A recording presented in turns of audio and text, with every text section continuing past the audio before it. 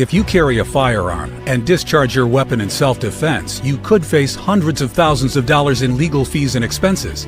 So carry the protection of CCW Safe, Self-Defense Legal Services membership.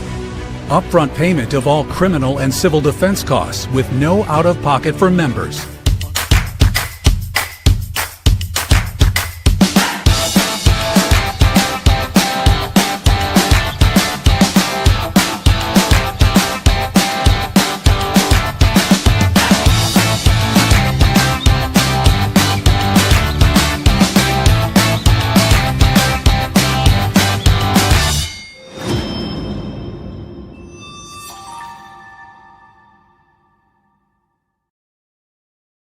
Get your head wrapped around this real-world scenario.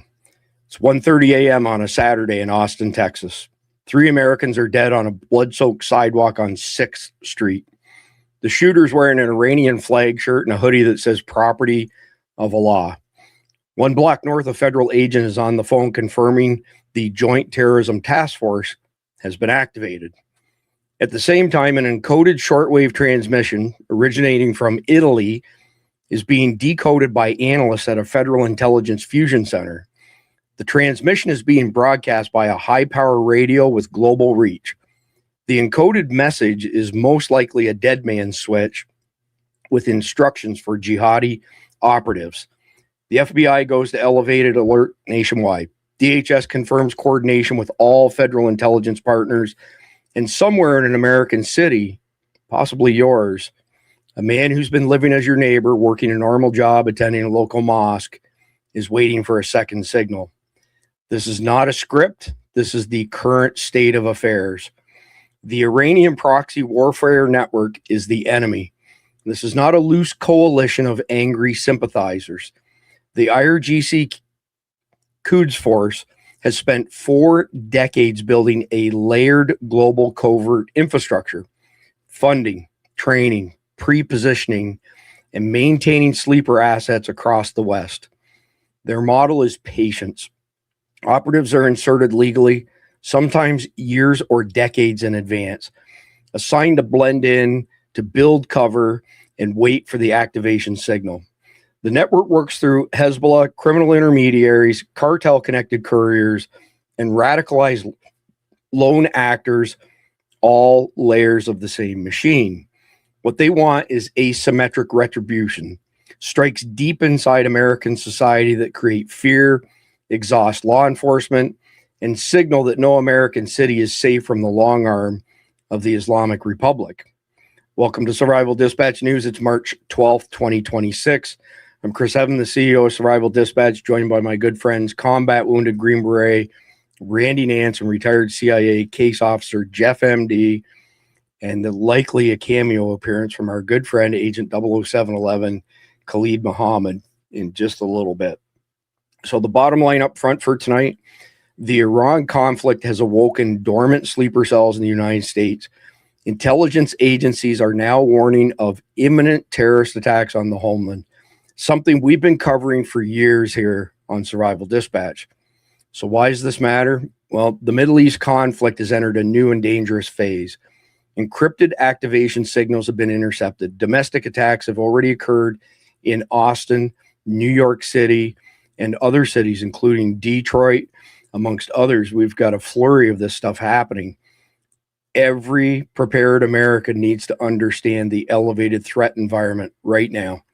What we're covering tonight is how sleeper cells operate and stay dormant for years, why overseas escalation triggers domestic retaliation, what the Austin attack and the Biden border disaster mean for your security, and what you can do about it.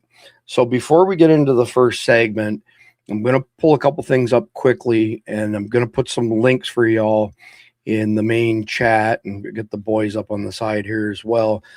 So on February the 28th, or 25th, I should say, I wrote a very, very long and comprehensive article on 9/11 2.0 and split it into 2 paths. You've got 9/11 2.0 that includes CCTA's complex coordinated terrorist attacks. But if the command and control structures overseas get wiped out, then it converts to what I coined domestic destruction, going after high value targets. In this article, which was for Guardians only until today, I've now turned it on for the entire public to read because we're at that stage. When you roll all the way down to the appendixes, there's 2 of them. I name names. The cities are named in here. Khalid and I worked on this together. So these are tier 2 cities that are 9/11 2.0 targets, and I'm going to rhyme them off for you. And then I'm going to go to another article that I published today, which has a bunch of big cities listed from very, very current intel. So in the Northeast, you've got Albany, New York, Buffalo, Syracuse, Boston, Providence, Harrisburg, Pennsylvania, Pittsburgh, Pennsylvania, York, Pennsylvania. In the Mid-Atlantic, Baltimore, Maryland, Arlington, Virginia, Langley, Virginia, Richmond, Virginia. In the Southeast, Birmingham, Alabama, Athens, Georgia, Atlanta, Georgia, Tallahassee, Florida, Bradenton and Sarasota, Florida, Fort Myers, Florida, St. Petersburg, Florida, Knoxville, Tennessee, Nashville, Tennessee. On the Gulf Coast, New Orleans and Louisiana, Midwest, Great Lakes, Chicago, Illinois, Detroit, Michigan, Grand Rapids, Michigan, Dayton, Ohio, Columbus, Ohio, Toledo, Ohio, Madison, Wisconsin, Milwaukee, Wisconsin, Marshfield, Wisconsin. And in the Plains, Wichita, Kansas, and Omaha, Nebraska. South Central, Tulsa, Oklahoma, Austin, Texas, College Station, Texas, Houston, Texas, and in the mountains Southwest, Phoenix, Arizona, Tempe, Arizona, Albuquerque, New Mexico, and West Coast, Pasadena, California, San Diego, California, Seattle, Washington, Spokane, Washington. So I'm going to give you all the link to this right now because, again, I took the paywall off of it today. That article is focused on 9/11 2.0. But in light of what's going on with Iran, I just published an article today, Iranian sleeper cells, which cities are in the crosshairs and what gets hit first. It was an early release for Guardians earlier today. I just flipped it over to being publicly accessible. And in this article, I named the big cities. There's the map. These are cities where hard intel has now crossed my desk and Khalid's, keeping in mind that many contacts domestically before Khalid and I started working together. But here's what you've got for cities. And I'm not going to read the article. I'm going to give you all the link. But you've got New York City. You've got Washington, D.C. and Northern Virginia. You got Los Angeles and Southern California. You also have San Francisco and Northern California. Both Houston and Dallas, Miami, Tampa, of course, where CENTCOM is here in Florida. Detroit and Dearborn, where it happened today, and it'll happen again. Boston in the Northeast, Chicago in the Midwest, and as I mentioned, San Francisco and Silicon Valley in particular. Other elevated risk areas are Portland, Oregon, Louisville, Kentucky, Seattle, Washington, San Diego, California, Atlanta, Georgia. So I'm going to put that in the chat as well. Whether you're a Guardian or not, you can access it. So the first list, 9/11 2.0 targets, which is Al-Qaeda. We have to make a big distinction here. Al-Qaeda doesn't answer to the IRGC. The list I just read you off are cities that are being targeted specifically by the IRGC. And the arms of the IRGC would be Hezbollah and Hamas in particular. Whereas Al-Qaeda and the 9/11 2.0, this is a completely separate path and group of terrorists on the other side. So now that you all have the links, I'm going to get directly into segment number 1 and then coming straight to you, Jeff, with the first question. So segment 1, how sleeper networks actually work, anatomy of a ghost army. The Iranian proxy warfare model does not depend on large-scale visible operations. It depends on patience, pre-positioning, and activation at a moment of maximum strategic advantage. A sleeper operative's value is not in what they do while dormant. It's in what they represent when activated, a credible, distributed threat inside the enemy's homeland that is nearly impossible to fully map or neutralize in advance. The IRGC Quds Force command structure runs this network through multiple cutouts, Hezbollah cells, criminal intermediaries, and sympathetic individuals who may not even know they are a part of a coordinated system until the moment that they're called upon. Jeff, first question for you. Walk us through the standard life cycle of a state-sponsored sleeper asset, beginning with insertion all the way to activation. And give me an idea of the range of time, because some of this stuff happens very, very quickly, some of it not so much. Just want to get your thoughts in general on those timelines. Yeah, it's like anything else, it's going to vary. The first thing you got to do is you got to recruit. You identify people, usually young men, who fit the personality profile. They're disenfranchised. They don't feel that life's been fair to them. They can't get ahead. They don't have a good job. They may not have a good family situation, and they recruit them just like gang members do. The gang becomes their family. In this case, the terrorist organization kind of becomes their family and gives them purpose. Then you select the ones that have the mindset capable of being a sleeper, because it's not easy. I mean, you've got to work. You're going to out there on your own for a long time. You're not going to have feedback. You're not going to have input very often. So it takes a different kind of person. And then they have to live and portray themselves as a normal person in the meantime. So you find the person, you train them up, you select them for the process. They agree to do it. Then you have to develop. If they have a clean record, they may be able to go out and true name, just on who they are. If not, you have to develop an alias persona for them, which was going to be, you're going to have to be able to get them a passport and maybe a birth certificate and local, identification cards, things like that. So stuff that will pass, at least a cursory check to get them into where you want to insert them. It's hard just to go into it used to be hard just to go into a Western country. So that's probably why they put so many of them across the border. When Biden opened the border, it was a boon for them. Because if you look at the 9/11 terrorists, they all had to get visas to get over here. They were students. They had to enroll. They had to find a school that would take them, et cetera, et cetera. And Atta, the lead guy, was actually, I think he was an engineer who had studied in Germany. So, that, again, you've got to select someone who can actually get to where you want them to be and fit in. Unfortunately, or fortunately for us, America is a melting pot, so anybody can fit in here. But it might be weeks, months, even years, depending on what kind of activity you want them to do. The 9/11 guys, I think that thing was in operation it was in process for a couple of years.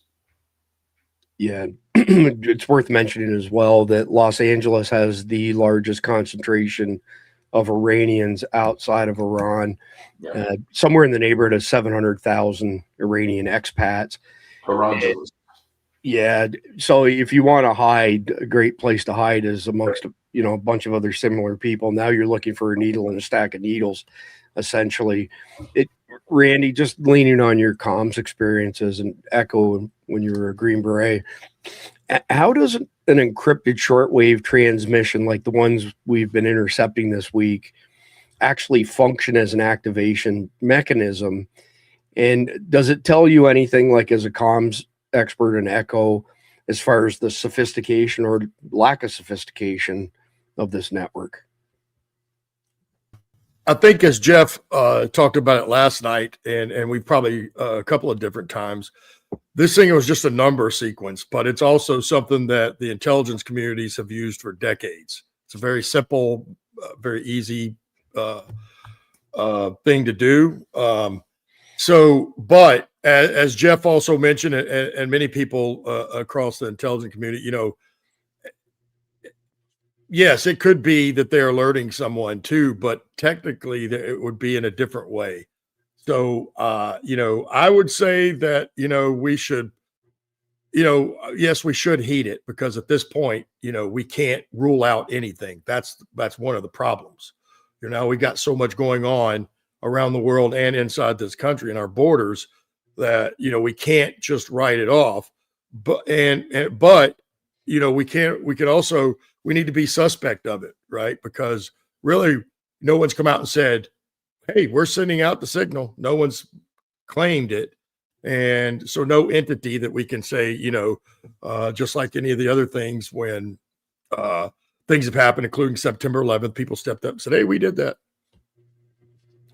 That hasn't happened. And in my mind, I think it's just something that we should be more suspect of, because, it's just hard to say, what? And then when you hear things like, Iran's going to attack California with drones when there's no way for them to do that. Well, they could do it from a ship.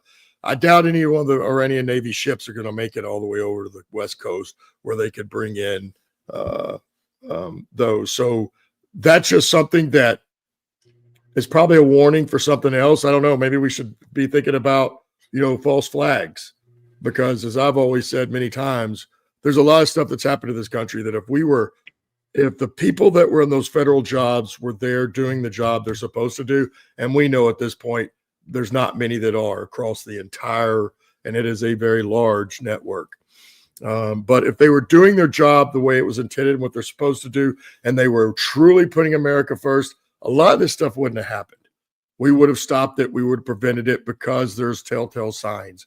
And, that's what the intelligence community does. That's what they're experts at. And I would say that really this thing is kind of an oddity, because it is a technique that intelligence agencies have used for decades. It's been very reliable, but it's also kind of archaic. And again, if they were trying to alert people, this isn't really how we do it these days, or anybody does. So who really knows? I don't know. I don't think anybody does except the people who are doing it. But I mean, the ones actually responsible that they sent the signal out. And if we could get to those folks and squeeze them a little bit, maybe we could find out what the real story is. But I don't think we may never know. Well, I can tell you the NSA is telling people who touch the JTTF in one way or another that they've managed to decode the messages. And that's why they told the FBI to light up the alarms yesterday. I see. So now they say they broke the code. Well, that very well may be. But again, how much can we trust the NSA at this point? You know what I mean? Anybody. Can't trust anybody except for Survival Dispatch News, right? But anything that's coming out of the federal government about this type of thing that they're telling us, it's suspect. Yes.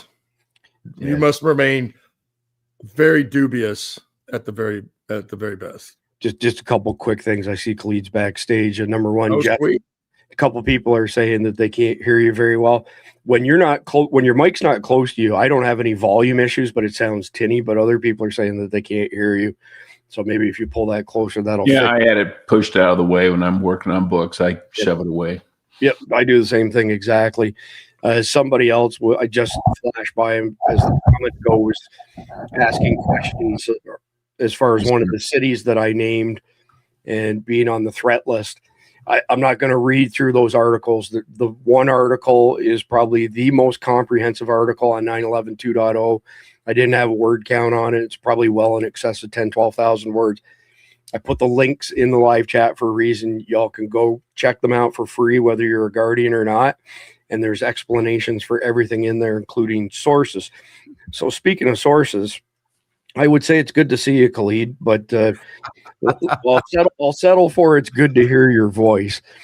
And I want to ask you a very specific question. And also, I think what we'll do, Khalid, is we'll do the first 3 segments, and then I'm going to get you to give us a big update. And then we'll wrap up with the next 2 segments. Jeff and Randy can go, and you and I can hang around and do the sit rep with everybody. But Khalid, what are the behavioral indicators that distinguish a sleeper operative from a radicalized lone actor, and why should that distinction matter to law enforcement? Well, your sleeper operatives are going to look and feel just like a normal person will. They will drink, they will have girlfriends, they will dress like a normal American will, because they've been trained with the mentality of blending in. So it's much harder to track them down. I was listening to what Randy was saying about how the NSA has said they've decoded the messages coming across the shortwave. I really doubt that. The NSA hasn't been able to figure out their head from their ass so far. So I'd be surprised they figured out what the messages are saying. Number stations are something that existed back in the Cold War, and the fact the IRGC has switched over to a number station and using low frequency bandwidth to pass messages across the sleeper cells and across the commanders is showing exactly how well planned out, how distributed their structure was. And we talked about this numerous times when we did the Iran special shows on SDN, where even if you took out the top tier leadership, you were going to find out that they had distributed and decentralized to such a point that even if the top leadership was gone, they'd still be able to get the messages out. And when you're talking about using shortwave radio, I mean, that's literally somebody flipping a switch and a message would just flow across shortwave radio. So trying to decode that, I'm really surprised, because everything I've read online, the US is still saying they're not sure if if IRGC is sending it or not. So how is the NSA decoding it? That's a good question for the NSA. I'm just relaying what the word is in the JTTF community. But Khalid, let me get one more question from you, and we'll go into segment number 2. In your professional assessment, what is the realistic threat density inside the United States right now? Meaning, how many potential assets are actually in a position to act?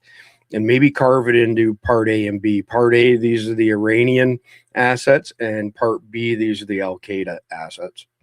Well, right now you're only worried about the Iranian assets because Al-Qaeda is currently under, fire, and they cannot move their commanders. They cannot move their command and control structure right now. So the worry you got right now is with IRGC. When you talk about IRGC specifically, you are talking roughly 25 to 30 cells that are operational inside the US. When I say 25 to 30 cells operational, that doesn't mean that those are all attack cells.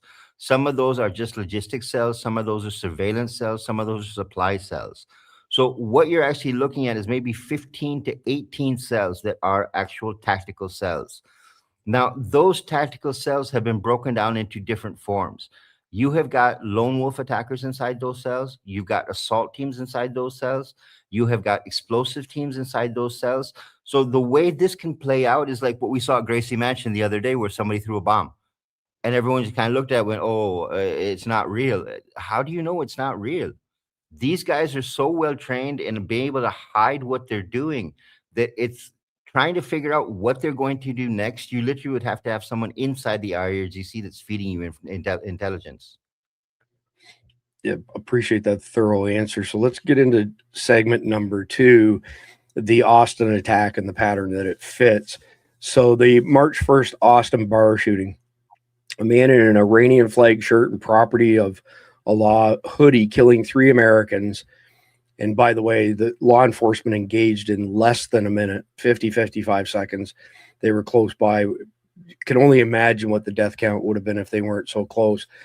But it's not an isolated incident. It's a data point in a documented pattern of Iran-adjacent violence spiking in direct proportion to escalation overseas. So the JTTF investigation into the Austin attacker revealed, Iranian flag imagery, photographs of Iranian regime leaders in his home, social media profile loaded with pro-Iranian, anti-Semitic, and anti-Christian content. I mean, none of it's a coincidence. It's the profile of a radicalized sympathizer who was already oriented before the activation signal was ever sent. The intelligence lesson from Austin, it's not about one shooter. It's about the recognition that the network does not need to send a trained operator when a self-radicalized asset will produce the same psychological effect at no operational cost to Tehran. So per usual, Jeff, I'm coming to you first. How does the Austin attack fit the documented historical pattern of Iran-adjacent attacks spiking immediately after any type of military action is taken against Iranian interests? You're on mute, Jeff. It kind of fits the pattern of more the lone wolf attack, but these are people who sympathize with Iran. They don't like the United States. They're militant Islamists, and they are looking for an excuse or permission to go out and conduct an attack. And I think that's exactly what this was. We also saw it in Colorado, where you had the guy who, he was a married Muslim man, middle-aged, everything else, went out and attacked a protest where there were a lot of Jewish people there and set an old Jewish lady on fire. I don't think he was directed to do that. I think he just snapped and acted. I don't know enough about the Michigan attack or the Norfolk attack yet, but neither one of those looks like they were particularly well rehearsed or thought out, especially the Michigan one, because I think the only one who died was him. So, yeah, I think but these are people who are looking for an excuse to go out and do what they want to do anyway. Yeah, that's a good distinction. So, Randy, maybe dive a little bit deeper into that and tell the audience what distinguishes, somebody who's like a trained directive operative to one of these self-radicalized sympathizers and lone wolves. I mean, I think the IRGC benefits one way or the other, as I already mentioned, but there's some pretty distinct differences between a trained operative and these self-radicalized guys. Much like Jeff just said, the guy didn't do too well, thank God, when he's the only one who died.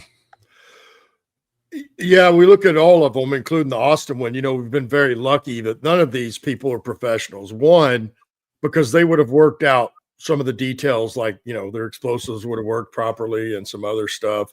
And then, they would have definitely had a higher body count, and then it would have, I think that, and generally it probably wouldn't just be one, but it could be. But regardless, if this guy was a professional, he's going to have, several ways to attack, and it would be much more deadly, and that would be the biggest difference, I think. But you look at, there's even another one that hasn't really made the news. I don't know if the guy's a Muslim or not, because it was another kid that's born here. He was a black kid. And this was in the last couple of days. He basically decided, I'm going to go out and look for some white people to kill. And he came across a couple walking their baby carriage with their baby in it, or a 3-year-old. Basically, this guy, as soon as he sees them, runs them over with his car. Then he gets out with a shotgun, shoots all 3 of them, and it kills the 3-year-old. How he didn't kill the 2 parents, I don't know, but they got run over, they got shot. Then a 72-year-old grandma, I don't know if it was her yard they were in or one of the neighbors, but she came out and tried to do something, and he beat her down with the shotgun in the head. She's still in a coma, So he wasn't a professional. If he would, they would all be dead. All 3, both the parents and the grandmother, and then he probably would have continued on.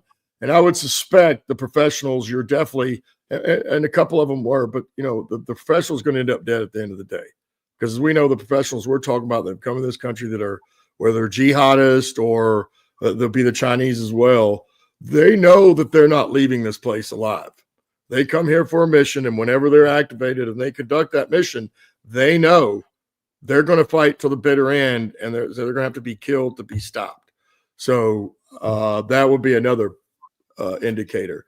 But, I think that their plans would have been worked out better.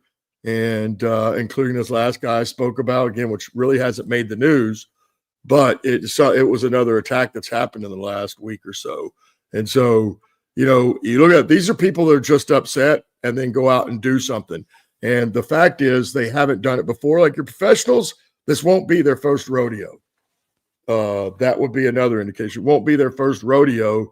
So as again, I said, most of those little hiccups you see aren't going to happen, or the hiccups that they've got, they already have a plan, with several different ways. So if something doesn't go according to plan, because nothing ever does, they'll just switch to something else and seamlessly move right to that. Where these guys got hammed up, blocked down, and not, again, as we mentioned already, thankfully, none of them were that successful in what they were doing. And that's another big indication. Yeah, for sure. So, Khalid, what investigative elements from the Austin scene, like the clothing, the flags, the photos, are the kinds of things that trained operators would have been told to avoid? And what does the absence of that tradecraft tell us about the attacker? Well, the first thing you need to keep in mind is most of these guys that are lone wolf attackers or who have been locally radicalized, Randy's dead on with this. When they will make stupid mistakes. They don't have the tradecraft. They don't have the training to understand what they should get rid of and what they should leave around. Any well-trained jihadi is not going to leave any evidence behind proving that he was a jihadi. First basic point. So the fact that he left all that stuff behind is, it kind of says to me that this guy is somebody who was locally radicalized. He was motivated by his own intention to decide, okay, well, I'm going to go carry out an attack, kind of like how ISIS lone wolves operate. There's always a lot of evidence left behind. If we look at if we go back and look at the New Orleans attack on January 1st of last year, the amount of evidence that they found in that guy's house was just unbelievable. It was a treasure trove of information. The problem was that it was handed over to the FBI, and well, the FBI dropped the ball and didn't investigate the way they should have. Now, the second thing we need to keep in mind is what you're seeing right now and the way we're reading this. What you're seeing right now is these are all softening attacks. These are all little attacks that are being carried out to see what they can achieve with a lone wolf. They are not activating their main sleeper cells because they're seeing what they can do with a little bit here and a little bit there and a little bit here and a little bit there, just to see what they can do. It's kind of like what we saw with the probing with Al-Qaeda and with Islamic State, where they made hoax phone calls. They got police gathered together on active shooter calls just to see what the reaction was going to be, just to see what was going to happen before they moved their main resources. We are in a point right now, Chris, that I would say the next 2 weeks, you are going to see 2 false flag attacks. And I said this in one of the signal chats, in one of the element chats as well, that you're going to see 2 false flag attacks that are going to be put together in a way that is going to try and swing the American people against Iran. And you're going to see all the hallmarks, just like you saw with the Austin attack. It's all going to point to Iran. It's all going to point to IRGC, that they were behind the attack. But you've got to keep in mind that the person carrying out, a trained operative carrying out an attack, is not going to leave any evidence behind. He will set fire to his house before he leaves to carry out an attack, rather than leave that much evidence behind saying this is who was sponsoring me and who was behind this. Second thing, and I saw this comment in the chat over on the side. Someone said that I'm not hearing Muslims condemn these attacks. I'm a Muslim. I've been condemning these attacks for I don't know how long. There are a whole host of us that are condemning it, but your mainstream media is not bringing us on TV to let us condemn them live on television for you. So you need to keep that in mind as well. Just because you're not hearing us say it doesn't mean we're not condemning it. It doesn't mean we're not fighting terrorism on our side of the world as well. Get out of the mentality because you don't hear it, we're not condemning them. That is not something that's really something that you need to look at, because the number of Muslims that are coordinating with intelligence agencies in the U.S., law enforcement agencies in the U.S. to help and identify people that are threats to their communities, you will never know who they are. Yeah, true story. I've got a follow-up question for you, and then Jeff, I'm coming to you, and then Randy, you'll get the first one in segment 3. This guy in Austin, Khalid, he entered the country in 2000. He was on a visa. He was naturalized 2013. What does that timeline say about the vulnerability window that the Biden installation border crisis created? That's quite a long time from the time he came in till the time he attacked. Refresh my memory. Did you not mention that some of these were in as little as 3 weeks to go from, It's 6 weeks. It's 6 weeks now to radicalize somebody online. Go ahead and roll with that. If you are talking about someone who is not disenfranchised, it takes 6 weeks to radicalize them. And this is proven medical studies that we can put up online and let you guys read. If you are not disenfranchised from your community, it will take 6 weeks to radicalize you. And I mean full radicalized to the point where you become a lone wolf attacker. If you are disenfranchised, pissed off at society already, it takes 3 weeks. 3 weeks to get you to the point where you are ready to go and carry out an attack on the people around you. This is something that it's the model that people have not figured out yet. The problem with the internet, the problem with making all kinds of information available without any kind of policing at all. And I am not in favor of policing the internet at all. But when you have the ability to spread the kind of propaganda, the kind of knowledge, the kind of information that people are spreading on how you can become a terrorist, if you have enabled people. There used to be groups in Facebook, on what used to be Twitter, that you could actually download manuals on how to build IEDs, how to build bombs, where you could get training. You still have X spaces running right now where you have IRGC, Al Qaeda, ISIS, TTP, Taliban supporters all gathering to talk about how much they hate America and how they can hit the US from within the US. So there's a mentality here that needs to shift. It's not about policing the internet. It's about doing a better job of filtering out the garbage from the internet.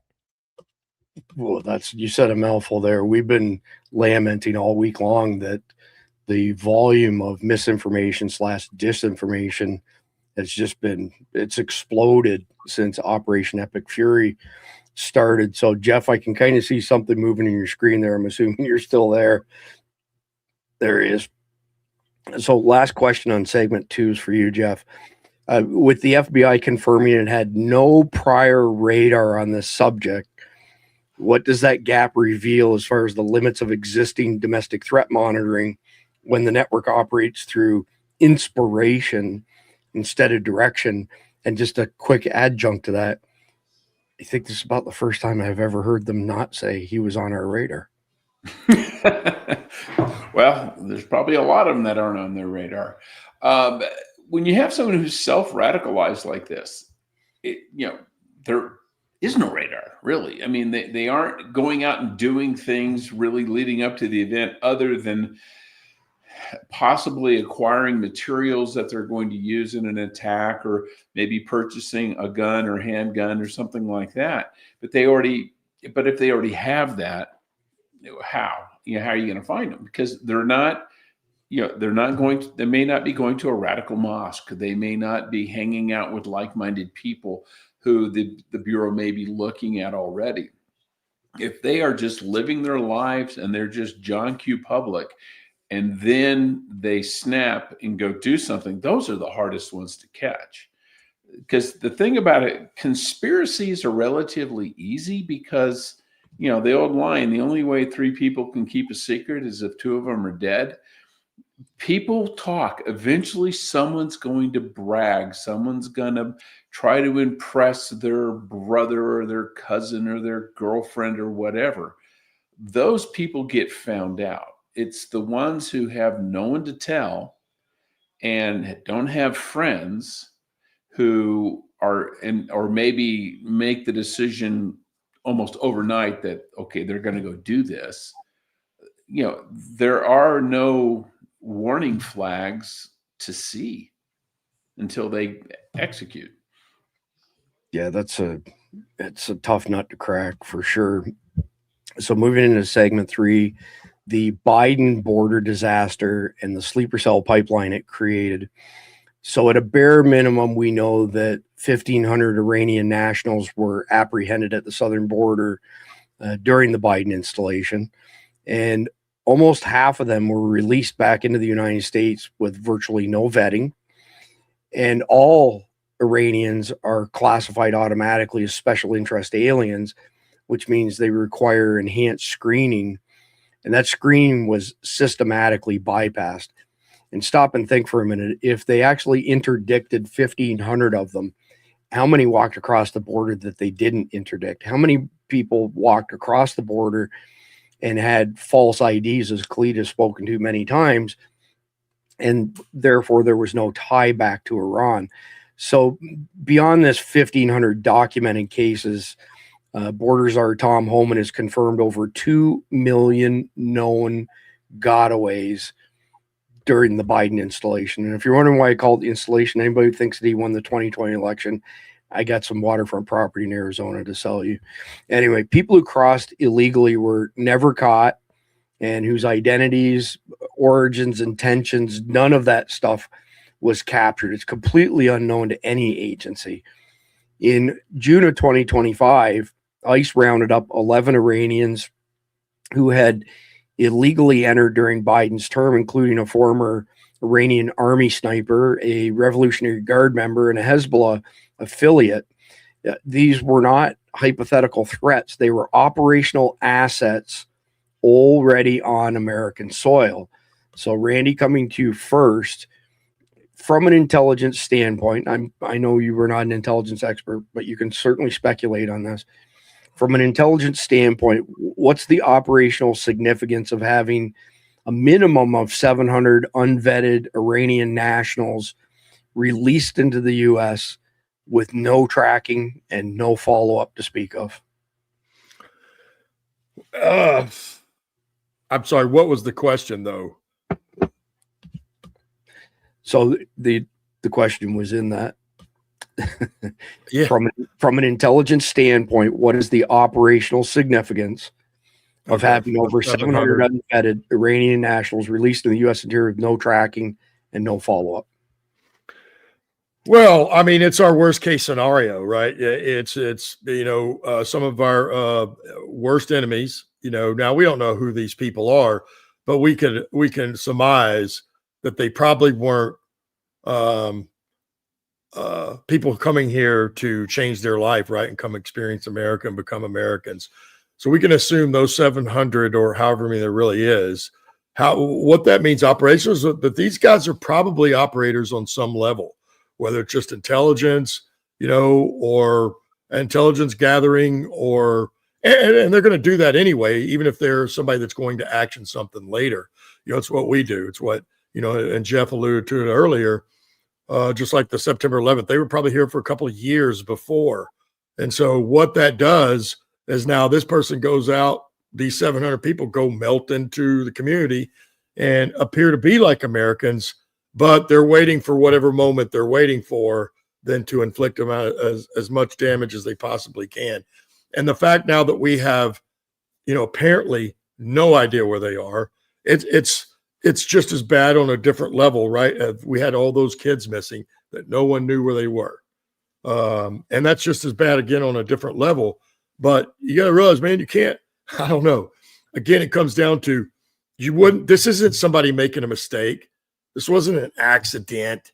Now the people on the ground, as we talked about with JJ Carroll and all those Border Patrol agents, they're just following orders. And when they don't have the legal backing to arrest and get these people out, and they have to turn them over, what are they supposed to do? They have to do their job as they're being told. So I'm not talking about those folks, but I'm talking about the people that made those orders because they knew these people were coming. They might have even known by name, but even if they didn't, they know that they put out the word to send the worst because, they're going to be used at some point. And to think that it's 700 as you with a population of a country of 300 million doesn't seem like that much, but man, the amount of intelligence and the amount of stuff that they could get into place for these things, you just think about every day they're probably doing something to help whatever the plan is. And so when it finally happens, they already have it all laid out and worked out. Well, let me ask you this question, Randy. And I voted for Donald Trump 3 times. I've been to Mar-a-Lago a couple times. I don't believe anybody's perfect in this world. And I don't believe in hanging somebody for making one mistake. I've despised what he did with Operation, the thing where the Charlie 19 thing, Operation Warp Speed. Yeah. But yesterday he said to a reporter, we know where all these sleeper cells are and we have our eye on them. And that's just not true. It's absolutely not true. At a bare minimum, his own NCTC director, says that there's 18,000. You've got people like Khalid and JJ Carroll putting out much higher numbers, which are more believable. Joe Kent from the NCTC. How could he say something like that, Randy? And why would he say it? It's not true. Well, that is, I don't want to say what I really think. I mean, it's almost unbelievable, but okay. So let's just take for a second, maybe you're truthful. This is a fact. then why have we not arrested them and got them out? Why are we just watching them? If we know where they are, why are we just watching? You're going to say that all of a sudden, if they go to activate, you're going to stop them at the last second and every one of them will be stopped. It's just not the way it works. And so if that were true, what really people should have said right then is, okay, then why aren't we picking them up? Why aren't we picking them up right now today and putting it on the news?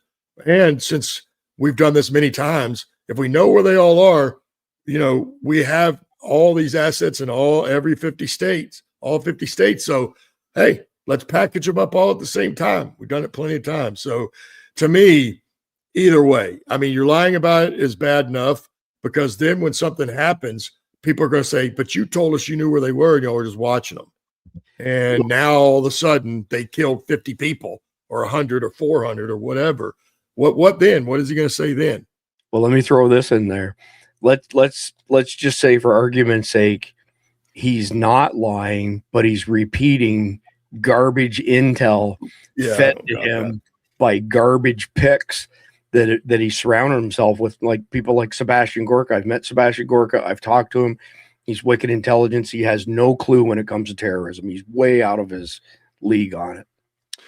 Well, and so is you're sure both of those people are. I don't know him personally, but I've heard Khalid and Jeff talk about who that guy is, and clearly he shouldn't be in the position he is. That's a fact. And then he's also the president's listening to this guy. So, and obviously the president is not an intelligence expert whatsoever. He's just barely a beginner, if he's even that. But as we've said before, I wish half the time there was a lot of things I wish he wouldn't say, but saying stuff like this is, I don't know. Somebody needs to get him in a room and educate him real quick. That's for sure. And look, I get it. There's one guy on here, James. Hey, buddy, if he was a pedophile, believe me, they would have arrested him already. Right. There's a lot of things he probably is, but that's just bull crap, and you can keep spewing that shit all you want. But yeah, you have to be a mental midget to believe that the Democrats would have let all these years go by without throwing him. Definitely between 2020 and 2023, they would have arrested him instead of trumping up 34 or 40 charges, whatever it was. They would have charged him with that instead.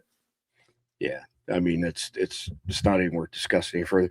Khalid, I want to get your answer to the same question, then I have a second question for you. But how could he make that statement in good faith?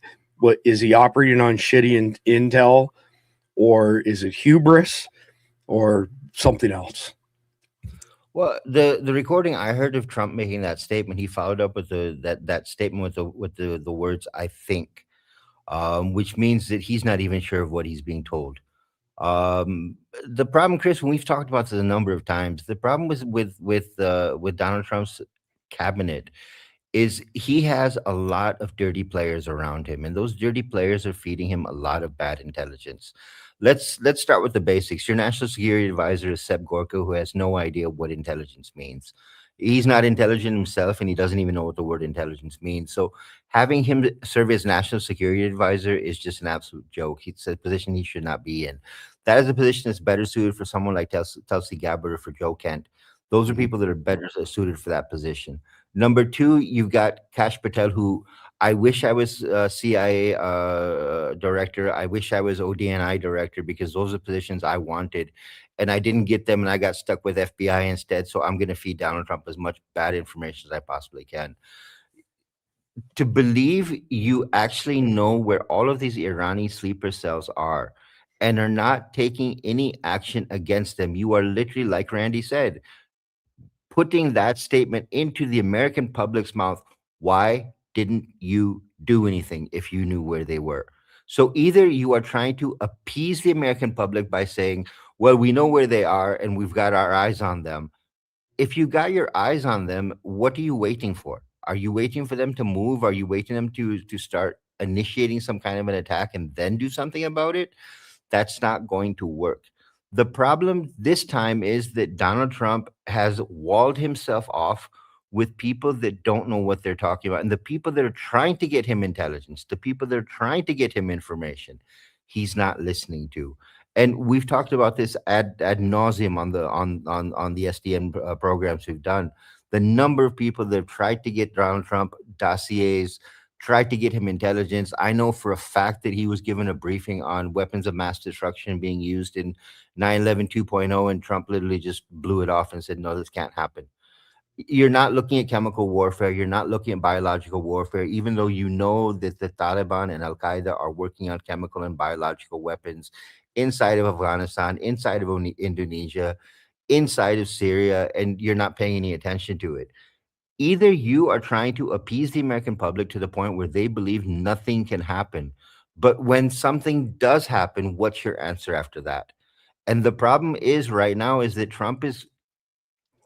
what I've seen is that Trump is running basically off the cuff right now and kind of bouncing information off, trying to say, well, don't worry about it. We've got it taken care of. Don't worry about it. We've got it taken care of. Trying to keep temper and anger down inside the United States of a potential blowback. Even if you watched General Mike Flynn today, Mike Flynn was even talking about the Iranian sleeper cells. Mike Flynn is not someone you put in the uninformed category. When he's talking about Iranian sleeper cells operating inside the United States, you need to pay attention to what he's saying, but you're not listening. Well, the interesting part there is that I can confirm that General Flynn watches our podcast when he has time. He told me so to my face when we shook hands at Mar-a-Lago and had a pretty good conversation. His assistant actually introduced me as, this is the guy with the 9/11 2.0 podcast. And then he described a whole bunch of stuff that clearly he was watching. And I agree, General Flynn would not say something like that if it didn't have legs. So the question for you before I go to Jeff is, how does the IRGC, Khalid, exploit legal immigration pathways alongside illegal crossing routes to pre-position their assets without triggering watch list flags? And I don't know if you join us in time or not, but there's 700,000 Iranians in LA, in Los Angeles alone. Yeah. Biggest concentration of Iranians outside of their country. Well, I've got a better one for you, Chris. Look at the professional breakdown of the number of Iranians that are inside the United States. Doctors, engineers, computer science guys, IT guys. These are well-educated people, and those people being infiltrated into the United States, put into positions where they have access to information that they normally would not have access to, and then being carried out as sleeper cells. And again, people need to understand the concept of a sleeper cell. That is someone who operates just like normal life until he's activated. So like Randy was saying, they're collecting intelligence, they're collecting information as part of their normal day of life. They're making videos, they go out someplace, they shoot a video, they've got their family with them in the background, they've got the target, they're making a video, and that video gets sent to the IRGC that, look at this is how the security is, this is how we can infiltrate, this is what we can do here, this is what we can do there. You've infiltrated through legal means into those fields. Then you've got people that came on student visas. And again, when you look at the student visas, number of Iranis that are in the United States, they're on student visas, that number is outrageous. It's just like the number of Chinese that are inside the United States that are on student visas. Then you look at how many people have infiltrated through illegal means. The levels of movement they have been able to use to infiltrate into the United States, get into places where they should not be, have access to things they should not. I'll give you an example. We got an intelligence report the other day, and I can make this public because it wasn't confidential. Iranis sitting in the Middle East right now, working in hospitals and radiology centers, are collecting nuclear materials to create a dirty bomb. In Dubai, Saudi Arabia, Oman, Kuwait, Qatar, to make a dirty bomb. You don't need a highly enriched uranium to build a dirty bomb. So what they're doing is, because they have access to this material, they're pulling a little bit out, a little bit out, a little bit out, a little bit out, and they're putting it together enough material to build a dirty bomb. Who do you think taught them how to build dirty bombs? It's not hard to connect the dots on that one. But let me ask you one quick question before I go to Jeff. Is there a difference between Iranian assets who, let's say, entered in 2022 during like the peak of the Biden installation versus one who's been in the country, let's say, for 10, 15, 20 years? Is there a difference as far as how much damage they can do, how much of a threat they pose, Khalid? Well, your most dangerous ones are the people that came in during 2022, because those are the ones that have been trained. The ones that came in beforehand were moved into the country for specific responsibilities. Build intelligence, start building networks, start building a very quiet operation that you can carry out, start gathering maps of buildings, start gathering blueprints of bridges, so those can be handed over to the trained attackers.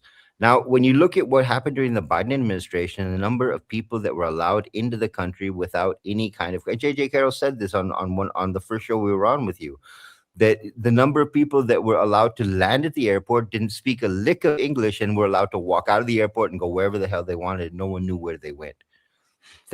Those are the people that are the most dangerous, because they have been trained to come and carry out a very devious task. They're not in your country to carry out a job or to do, to learn medicine or to learn engineering or to learn business. They are there to do what they have been told to do. The other thing they need to pay attention to is the number of big rigs that are now being driven by illegals. Those are rolling bombs, and wiring them up and driving them into a military base, driving them into a city and detonating them. Think about the amount of explosives that can carry. So it gets even worse. I had Danielle, last name's escaping, but she works in the trucking logistics industry in Tennessee, and she's been all over this like a fat kid on a Sonic milkshake.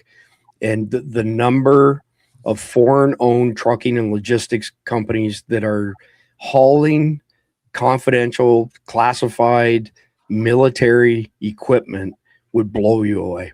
It's unbelievable. I'll find a link to her Substack so that people can have a look at it. And I'm just drawing a blank on what her last name is, but she's a nice young lady and she had a ton of information, very passionate over that particular subject. So, Jeff, former DHS Secretary Kristi Noem said that she was going to implement this plan to re-vet all of the Biden era entries. How realistic is that undertaking, with and without counting the millions of gotaways where we have zero record of them even being in the country? Well, you can't vet someone you don't have any record of who they are. So, and re-vetting the people that Biden let in, that's a misnomer. You're vetting them. They've never been vetted before. So, that's like, a virgin, I'm going to regrow my virginity. Yeah, no, you're not. Yeah, it's a huge undertaking because a lot of those people came in on fake IDs or no IDs, or they just gave a name.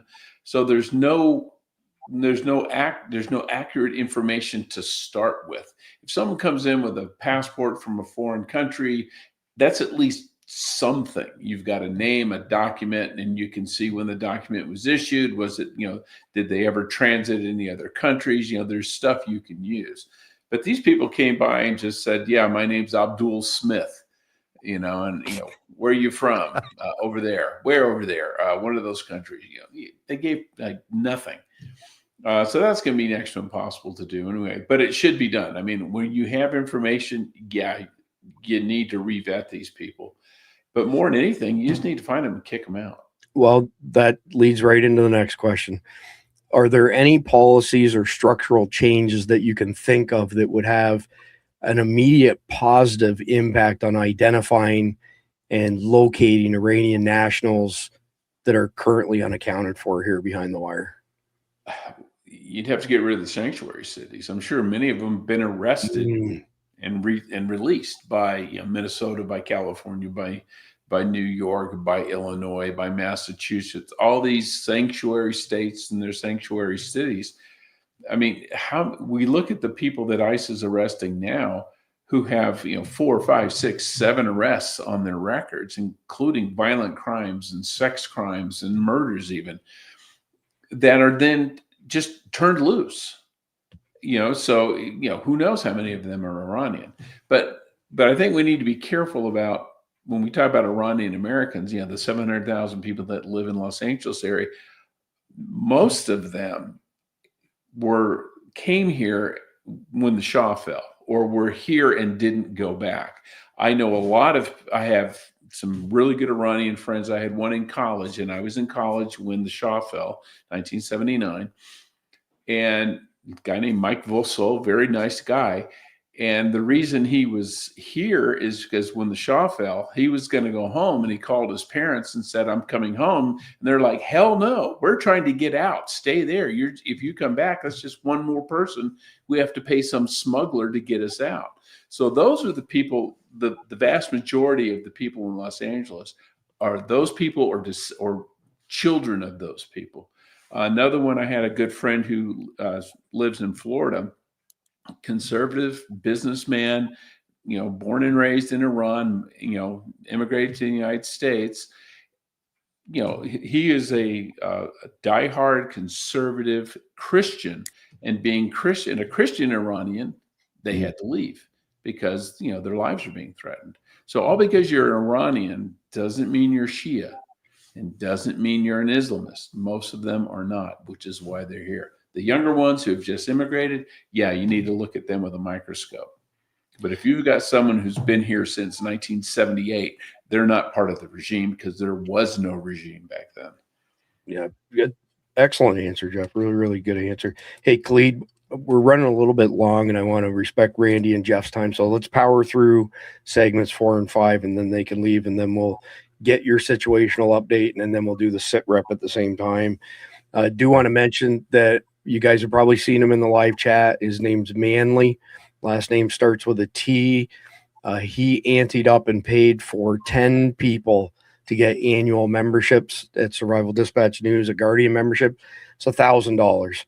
It's a significant amount of money, and his support is always very, very much appreciated.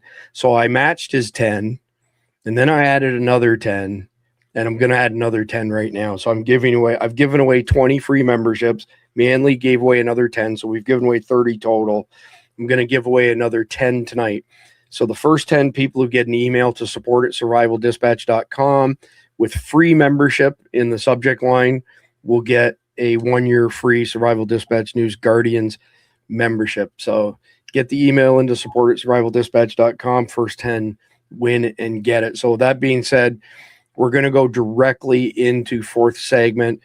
I'll speak to our sponsors and what they bring to the table after Jeff and Randy depart today's podcast. So segment 4, the encrypted signal, the FBI alert, and what intelligence is actually telling us.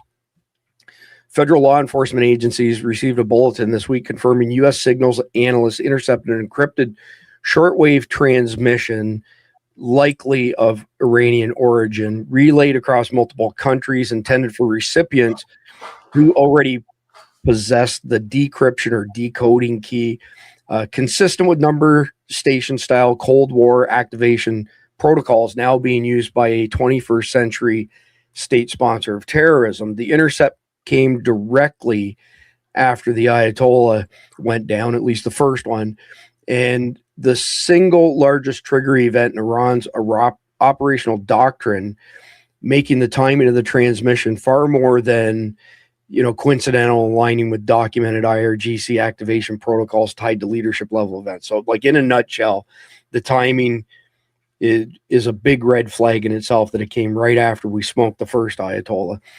So Khalid's good friend, he loves him, FBI Director Kash Patel. What do you call him again, Khalid? Youth-size yellow windbreaker.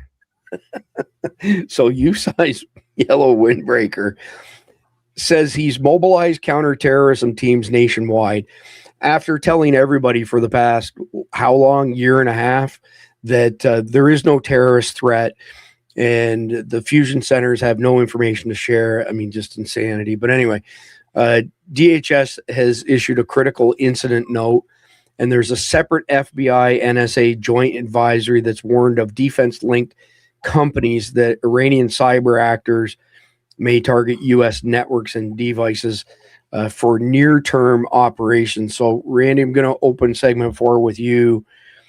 Let's go back, because you already spoke to this, but walk the audience through the significance of shortwave encrypted transmissions in the context of, modern intelligence operations? Like, what does the use of non-internet, non-cellular, non-satellite communications tell us about how sophisticated or not, the Iranian network is? I mean, you're literally going back to Cold War era stuff. It's pretty low tech relative to what's out there. Just speculate, maybe. Why would they do that, Randy? Well, if you take a look at the insurgency that was so successful in Iraq, it was all low tech stuff, right? And why? Because we're all high tech. And I think that, there's some value in that, right? Because there's less signature, less ways to discover it. And I think Khalid touched on it perfectly. This transmission doesn't speak to the level of what Iran's capabilities are at all, right? I think it's more just like exactly what he said. If your entire leadership got smoked, heck, if the whole country got smoked, there's only got to be one person left to hit the button to turn that thing on, and it can then just keep repeating, right? It's a very simple thing that doesn't take a lot of power. And you could probably even have a little station with a solar panel, I bet, and would still be able to do that. I think that's what it is. This was one of those last ditch, if all of a sudden scorched earth policy hit your country, like we just said, and everybody smoked, you still want a way to get a signal out if you had other entities or cells or other powers to be in the rest of the world. You would want to be able to alert them, right? And this is how you could do it very simply, right? Because again, what have I talked about many times on this show? If the internet and the power goes down and everybody thinks they're going to have all these radios and phones and all this, it's not going to be. Because once the power goes down, and certainly if that's like for a period of time, if the power ever went down the grid like we talked about, and of course the CIA has put out messages for 2 years alerting us or warning us about there's going to be a major attack on the power grid of the United States. If that ever happens and that fails, and it's months before we have power again, a lot of this stuff we have that we're used to today is going to be gone, gone completely within a matter of a couple of months. And you're going to be back to in the 1800s and previous times where people had to be self-reliant. And that's kind of what this signal is, right? It's a self-reliant. It does, like we said, it doesn't take a lot of high-tech technology to get it done. That signal still goes a long ways, as we've mentioned many times. So people are going to receive it because there are plenty of radios out there just waiting to receive stuff, whether it's state-sponsored or hams or what have you, other entities. There's a lot of folks just soaking up signal there, including our enemies. Everywhere we go, our enemies are soaking up our signal. So, this thing is a very low tech, very easy way to get your message out, even if there's no one left, but maybe one person. So, that's what I would say. To me, that's what I think it is. And whether it's a true message or not remains to be seen. It very well could be, but we don't know. And again, I guess hopefully we find out at some point, but it'll be like many things, like you just mentioned. Here's youth size yellow rain jacket. Was that what it was? As he said, all these last year and a half, there is no threat. And now all of a sudden we've launched these out. So we may never get the truth of what it was. We never got the truth about the balloons or many other things that's happened over the last 5 years. So take that for what it's worth. Yeah. So speaking of not having any power, grid going down, no power to run your radios and stuff, there's all kinds of different simulations and models out there. But one thing they pretty much all have in common is that somewhere between 90 and 95% Americans would be dead 12 months after the grid going down.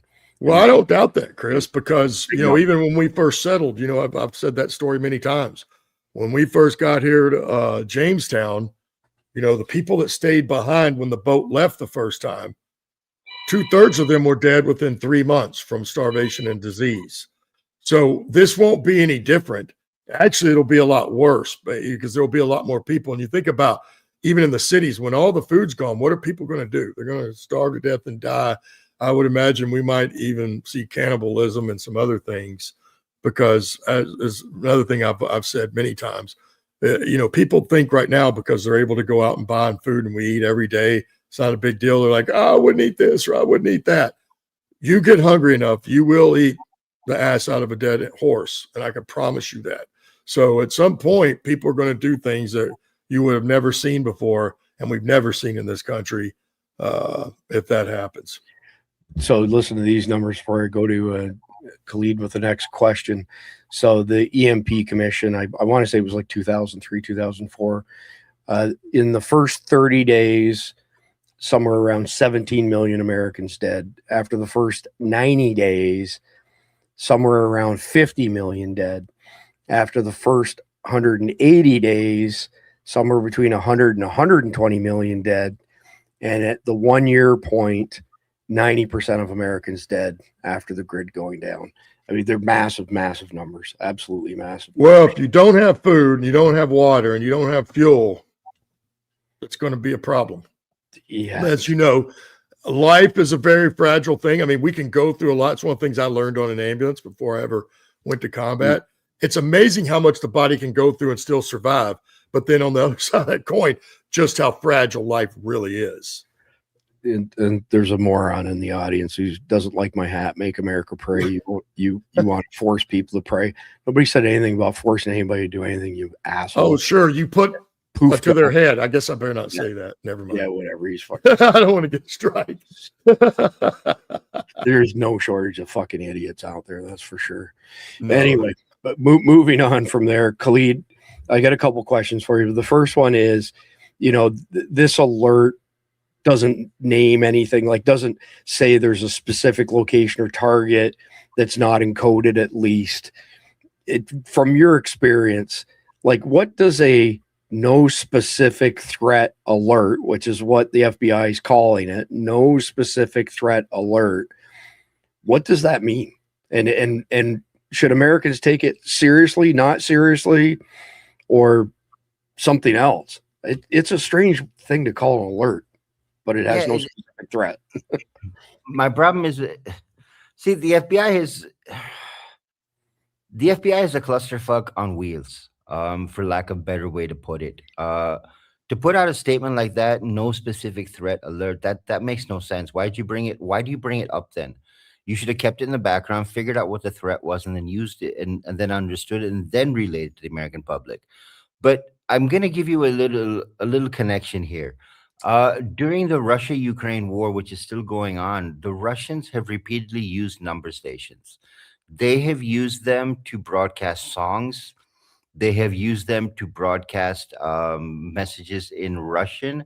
They have used them to pass Morse code. And it's one station that's set on a certain dial on certain people's radios where they hear it go across. And it runs for 24, 48 hours, and then it disappears. And then maybe 2 weeks later, another message comes across. What this could be, and this is why I have a problem with the FBI, this is something that the NSA should be looking at more in detail. You should start monitoring that station that's broadcasting this message. Not just that station, but three digits one way and 3 digits another. Because what they may be giving you is a digit code. That digit code may be directing you to the place where the actual message is being passed. So what they're giving you is a non-specific message that you can't figure out what it means. But the person listening to it knows exactly what it means.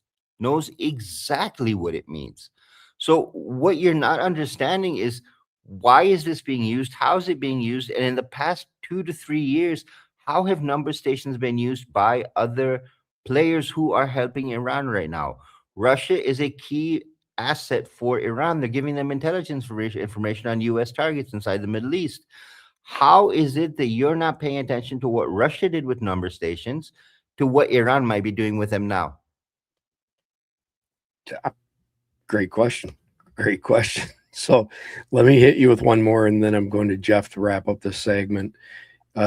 How does the IRGC use things like the killing of a supreme leader as a triggering condition, as far as having like pre-deployed, pre-positioned sleeper cells. And is there any historical precedent to what just happened that somebody at a high level in the IRGC, like a mullah in this case, was taken out? Is there historical precedents that show how things have unfolded after that? Well, I'll give you what someone in Tehran told me, and this is within the last 5-6 days. This information was passed to us. The Ayatollah decided that he was not going to hide. In the last attack during the 12-day war with Israel, the Ayatollah went into hiding, went into a bunker so that he would not be taken out. The Ayatollah at this point decided, no, I'm not going to hide. And there's a historical Islamic Shia based connection to this. Imam Ali, who is the considered the leader of the Shia religion, he was also killed during the month of Ramadan.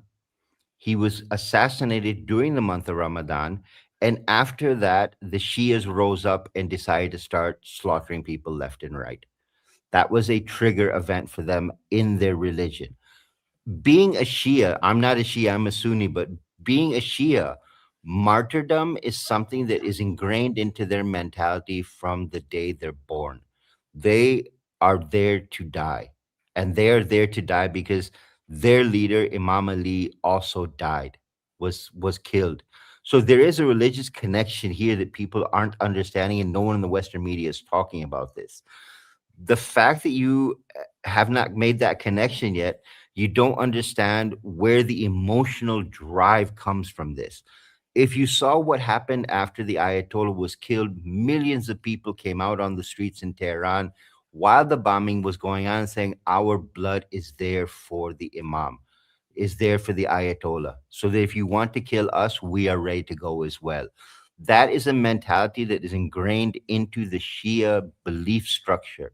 So what you have with these sleeper cells, they are now seeing it as a religious duty to avenge their Ayatollah being killed. When you start looking from that point of view, this takes on a very different color. This is not a terror attack. This is not an ideological attack. This is a group of people that believe it to be their religious duty because their Ayatollah was killed, just like the founder of the religion was killed. They have connected the two pieces and say they've said this man is now risen to level of holiness. Wow. Okay. That's pretty deep. Jeff, two questions that are kind of related to each other.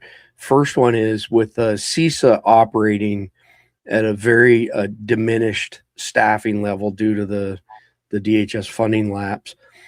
How significant is that? Like, how big of a problem is that as far as our government's capability to identify and track these cyber threats? The number that I've seen put out there is they're saying it's 38% of the people from CISA are actually working. I don't know how accurate that number is, but let's just say it's a 60% reduction in workforce. Right. Kind of seems like pretty bad timing, if you ask me. Well, it's horrible timing, but you also got to realize the government rarely actually fixes a cyber attack. It's the private sector that does. If AT&T's cell network gets attacked, do you think CISA fixes it? No, AT&T fixes it, or they have private contractors who come in and fix it. People whose job it is to do that kind of restoration.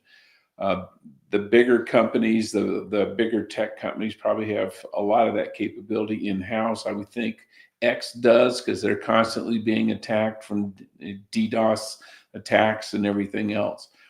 What I think CISA's important role is the analytics, so that you can you can collect the analytic data and then go back and say, okay, this attack came from this country or these people, or they have the same, it followed the same pattern as this attack last year. But I don't think they really do that much actively to counter an attack, because they don't have their their fingers on the pulse of everything everywhere, and they don't pull the strings on the internet. The internet's pretty wide open. Yeah, they could probably shut it down if they had to, but usually by the time an attack occurs, it's already happened, and by the time you know about it, the damage is probably already done. Well, You should know that. You're a computer dude.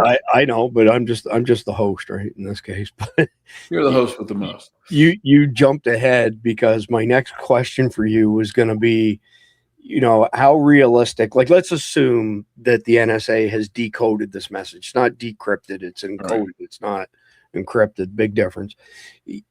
What's the realistic window, let's say, between intercepting this message and decoding it, and let's say it's an activation signal for sleeper attacks, and then the attack actually happening? It seems to me that window's got to be really, really small. Well, it depends on the complexity of the code.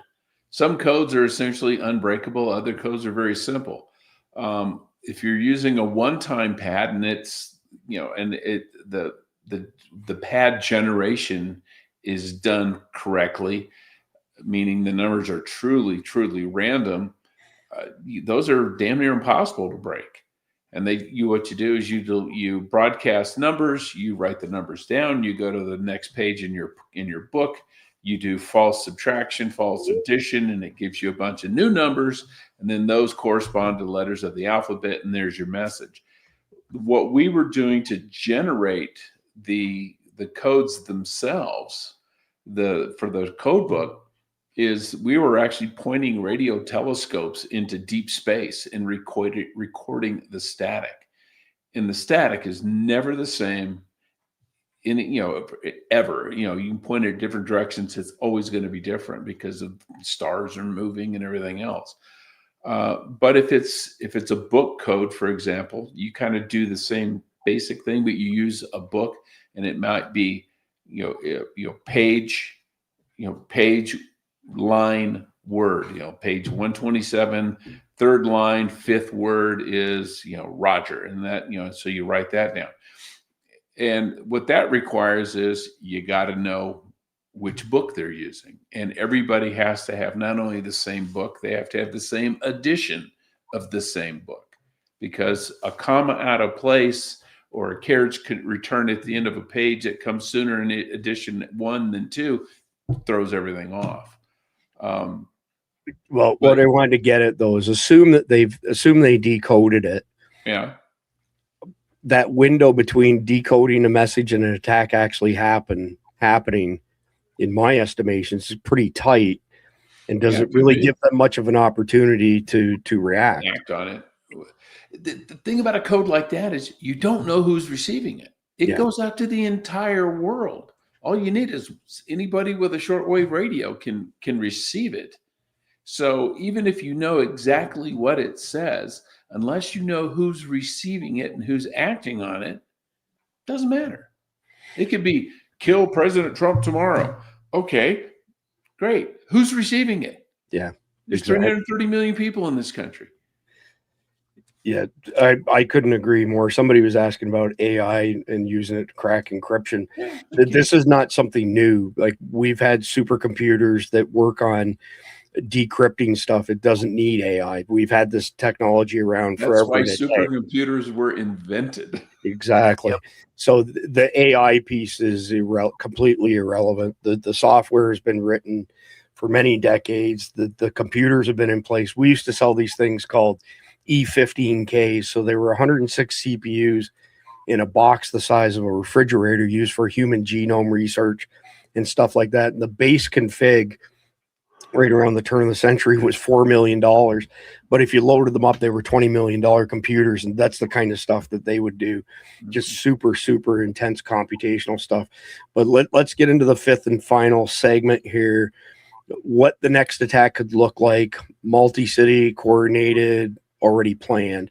So Iran's stated doctrine for retaliatory homeland operations, articulated by regime officials and documented in multiple U.S. intelligence assessments, centers on simultaneous, asymmetric, multi-vector strikes designed to overwhelm law enforcement response and generate maximum psychological impact across American society. And I'll have Cleed comment on this, but from my perspective, that's the IRGC stealing a page out of the Al-Qaeda terrorism manual. The Washington Institute for Near East Policy has documented at least 27 Iran-linked plots inside the United States over the past 10 years, targeting former U.S. government officials, Jewish community leaders, Iranian dissidents, journalists, a target set that is already embedded essentially in Iranian operational planning and activated under current escalation conditions. So the cyber dimension of this threat, it's not separate from the physical threat, it's synchronized with it. But with Iranian-linked groups like Muddy Water, which is a black hat group, much like Silk Typhoon in China, pre-positioned on multiple U.S. networks.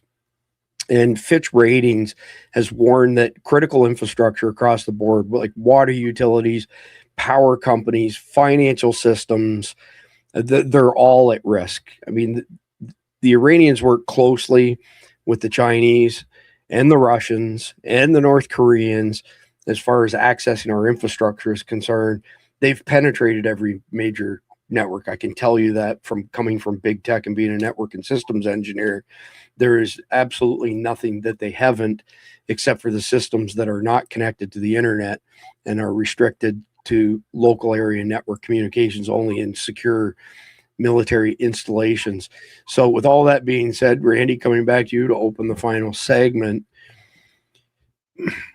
we haven't really talked about this, but does a coordinated multi-city Iranian retaliation scenario look anything like what we've covered as far as Al-Qaeda's plans? And if not, what do you think it might look like based on the intel that we do have on what the IRGC's SOPs are? And give me your thoughts on running parallel cyber attacks in conjunction with the kinetic attacks. I have a pretty strong feeling that will be part of their process. Well, I would say we could just look back at October 7th, right? Because that wasn't Al-Qaeda, correct? That was Hezbollah or Hamas. Those are Iranian proxies. So they can still be the same style attacks that we are talking about. Whether it be the folks from Afghanistan that are running Al-Qaeda or now Iran with the folks and the cells that they already have here. And we know they've been here for decades. So it's not like, but we also know that Biden had the door open for 4 years and everybody poured in as many people as they could. So we know they're here. So I would say that the Iranians are capable of the same type of destruction and the same type of attack, coordinated attacks. I have no doubt. I don't know, would it be 20 or 25 cities? I don't know. But, I think that they had the propensity to be able to pull off some large style type of coordinated attacks in the country. I have no doubt about that. Well, let's have Khalid weigh in on that. Khalid, I wanted to ask him if he had heard it, because there's some people in the chat, and then there's people ask me if he's heard anything about the 19th to the 20th of this month. Are those relevant dates that he's heard anything? Or that's the dirty dates that's being put out. IRGC is purposely putting out dates which no terror group will ever do. They will never put out a date on a monitored communication platform that can be tracked and heard and acted upon. These are all dates that are being put out to throw you off. Coming back to what Chris asked you about the playbook being the same. If you remember back in November of last year, 2025, we said that IRGC, TDA, and TIFA were working together to carry out complex, coordinated terror attacks inside the United States. Now, if you remember all the intelligence that we've talked about on SDN, these are not separate groups. IRGC, Al-Qaeda, Islamic State, Hamas, Hezbollah, TTP, ETIM, all these groups are working together. The attack that was carried out in Israel on October 7th was not just Hamas. You had Al-Qaeda, you had TTP, you had Boko Haram. That was a test run for what they planned on doing in the US. So they took the best of all the different terror groups, combined them together, trained them in Afghanistan, and then sent them to Israel to carry out the attack as a test run. So that gave us one model to work with. The second model you need to look at, and Chris, you didn't mention them, Handala, which is the IRC's favorite hacking group, the collective that they use the most. They have been hacking, get this one, food supply. They have not gone after infrastructure, they've gone after food supply.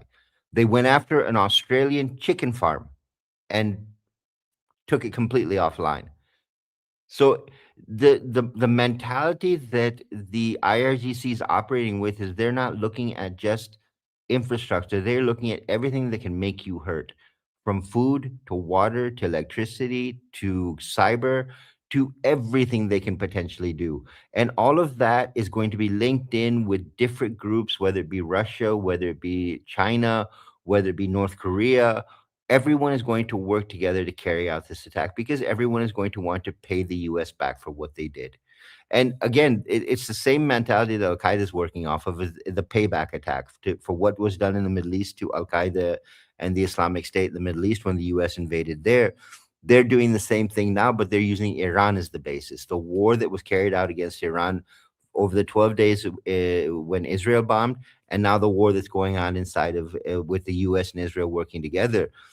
You have got IRGC motivated to pay America back for what's been done to them.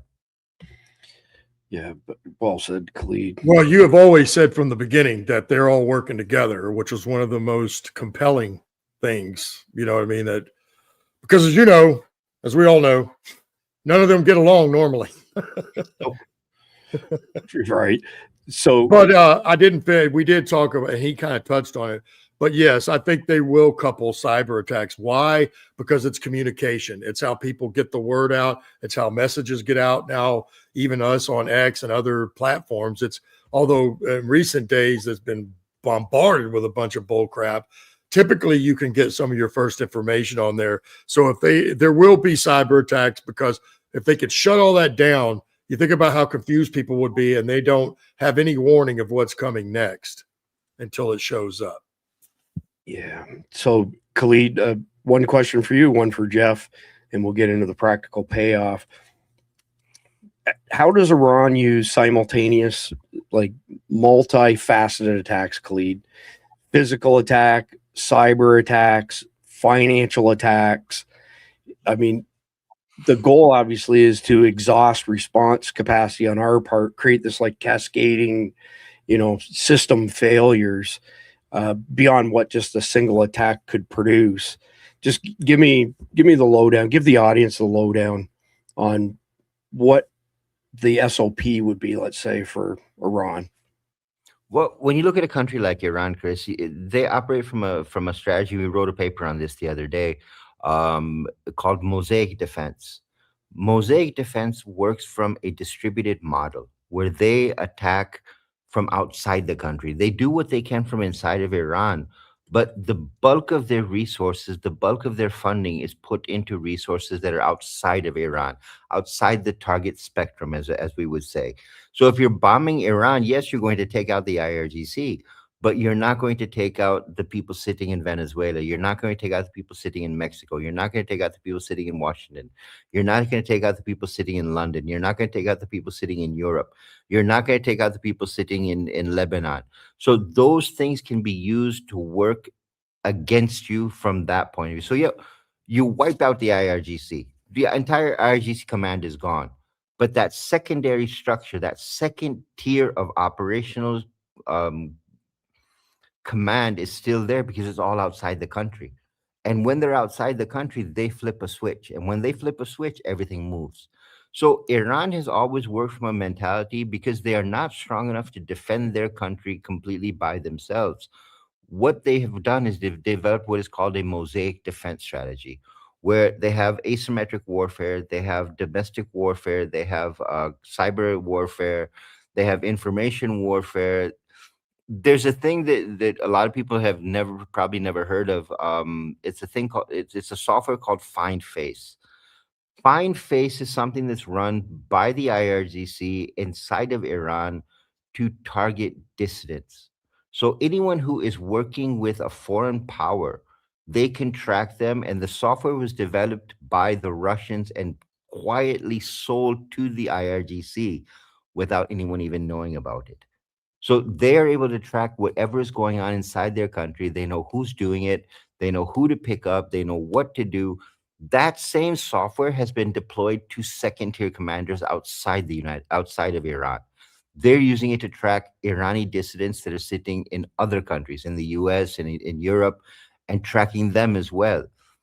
Iran's strategy has always been, yes, defend our country, but if we cannot defend Iran, we need to deliver the same amount of pain to all the countries that cooperated against us in their homes.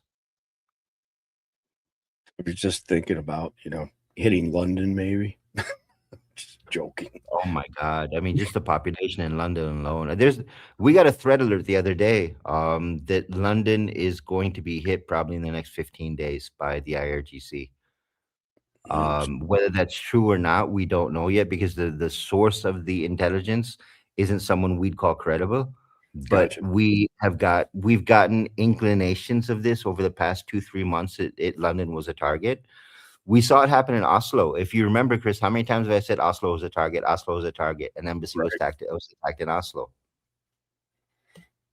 Well, I mean, as you've said many times, it's a high likelihood of European 9/11 style attacks at the same time or before we get hit here. Jeff, you get final question. What's the gap, in your opinion, between where American cities are from a capacity standpoint to handle, complex coordinated terrorist attacks, and where they need to be? Like, how far off the mark are we here? It's big, but I want to have you speculate on it. Yeah, I think it's pretty wild, because it's a pretty wide gap, because so many cities look at themselves as a unitary thing. And I get that. But just like you have military units or units, but they have to be able to cooperate with other military units, either if they're Army, but they may have to cooperate and coordinate with the Navy and with the Air Force and with the Marine Corps. I don't think American cities think that way. Yeah, they have mutual assistance agreements with suburbs and things like that, but I'm not sure how much of that they actually practice. And so I think when it happens and they're going to send a message out, for help, other people are going to say, well, do we send people? Do we not send people? Is the government going to respond? Are we going to respond? I think there's going to be a lot of confusion. Yeah, I couldn't agree more. So let me get everybody up on the main screen here. We'll get Cleet up on stage as well. All right, Randy, it's that time of the night again. 3, 2, 1. Hold your horses right there, because I have to find the media. Here we go. All right, so it's time for the Carnival Practical Payoff, which is one skill, one item, and one mindset shift for all y'all in the audience based on tonight's topic. So just to keep things rolling at a fairly quick pace, Randy, I'm going to come to you first. What is one skill, in light of tonight's episode, that you would recommend people in our audience hone up on? Well, I'm trying to think of something we haven't said over the last couple of weeks, and I can't recall that well to know everything, because but basically a good skill to have at this point, would be. Can I prime something for you, Randy? Yeah, I guess so, because I'm still trying. I'm trying to cover something we haven't covered, and we've pretty much hit everything. We've covered a lot. Prime me up. Well, check this out. So I'm back to testing e-bikes, for emergency purposes and stuff like that. Yeah. So while I was riding through the neighborhood today, I noticed this sign, and I took a video of the property, the house number, all that sort of stuff. And I guess it's probably a bit of an eye test, but it's a sign that says no kings in America since 1776. And the reason I took the video that I did is intelligence in our, community. I take videos of people who have, Democrat signs up like Kamala, Biden, stuff like that. I took them when they had, Hillary signs up. Oh, yeah. When I see stuff like, because this is ultra conservative county, like ultra conservative. So those guys are few and far between. But if the shit hits the fan, I want to know who the lunatics are in my neighborhood. So a good skill is to do some recon on your own, your own community. Oh yeah, for sure. You know what I mean? If it's, you should know some strength and weaknesses of the neighbors around you, that when something goes down, those are going to be the closest in proximity to you when you're at your home. So I would say that, whether you use some conflicted questions, you pull out the decks, go play golf, have a barbecue, but you're going to have to talk to folks, right? And kind of somehow pull out where they are in all this. Well, let me throw this out there as far as intelligence on your neighborhood is concerned. We looked up one of our neighbors who was behaving rather strangely. So I always go and search the county records, for, being incarcerated, arrested, all that sort of stuff. Lo and behold, we discover this guy was put in prison for 5 years recently. He just got out for selling firearms to Mexican cartels and gangs. Oh, well, he's lucky he'd end up dead. So he had all kinds of like Trump signs on his lawn during the election time. So I'm duly making a note of it. In my notes, I have all the, house numbers and shit written down. So I'm thinking this guy might not be bad, but then there was an incident that happened and I thought I'm going to research him a bit more. And he's not somebody I'm bringing into our group, put it that way. Well, if he's selling drugs to the cartel, he may be morally compromised. Guns, firearms. I mean, yeah. If he's selling guns to the Mexican cartel, he's probably got somewhere his morals are a little off. And so that may be because, again, the kind of stuff we're talking about after this happens, it's going to be real life. You're not going to get to make a mistake and come back and fix it. You're going to have to get it right the first time. 100%.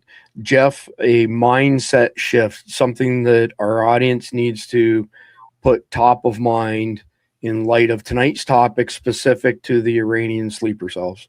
Don't kid yourself. It can happen to you. It can happen in your neighborhood, and it can happen in your town. A lot of people think, well, this is just New York, Chicago, Los Angeles. It's not going to happen in my little town. Yeah, it can. And I'm sure the people in Oklahoma City didn't think it was going to be happening in their little town until someone blew up the federal building. You look at Uvalde, that's a little town in southern Texas, and then you have some nutcase goes in there and kills a bunch of kids.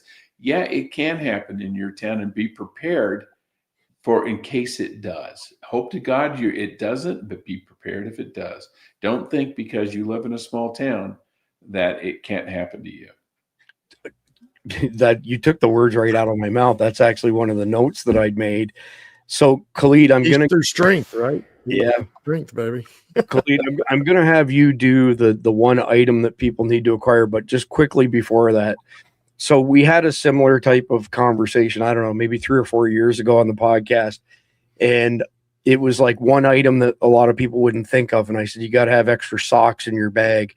And the keyboard commandos came out of the woodwork and said I was a fucking idiot for telling people to have socks in their bag. Randy will tell you from somebody who's been in combat, if you lose your feet, you are fucked during SHTF. You are done, DRT right there.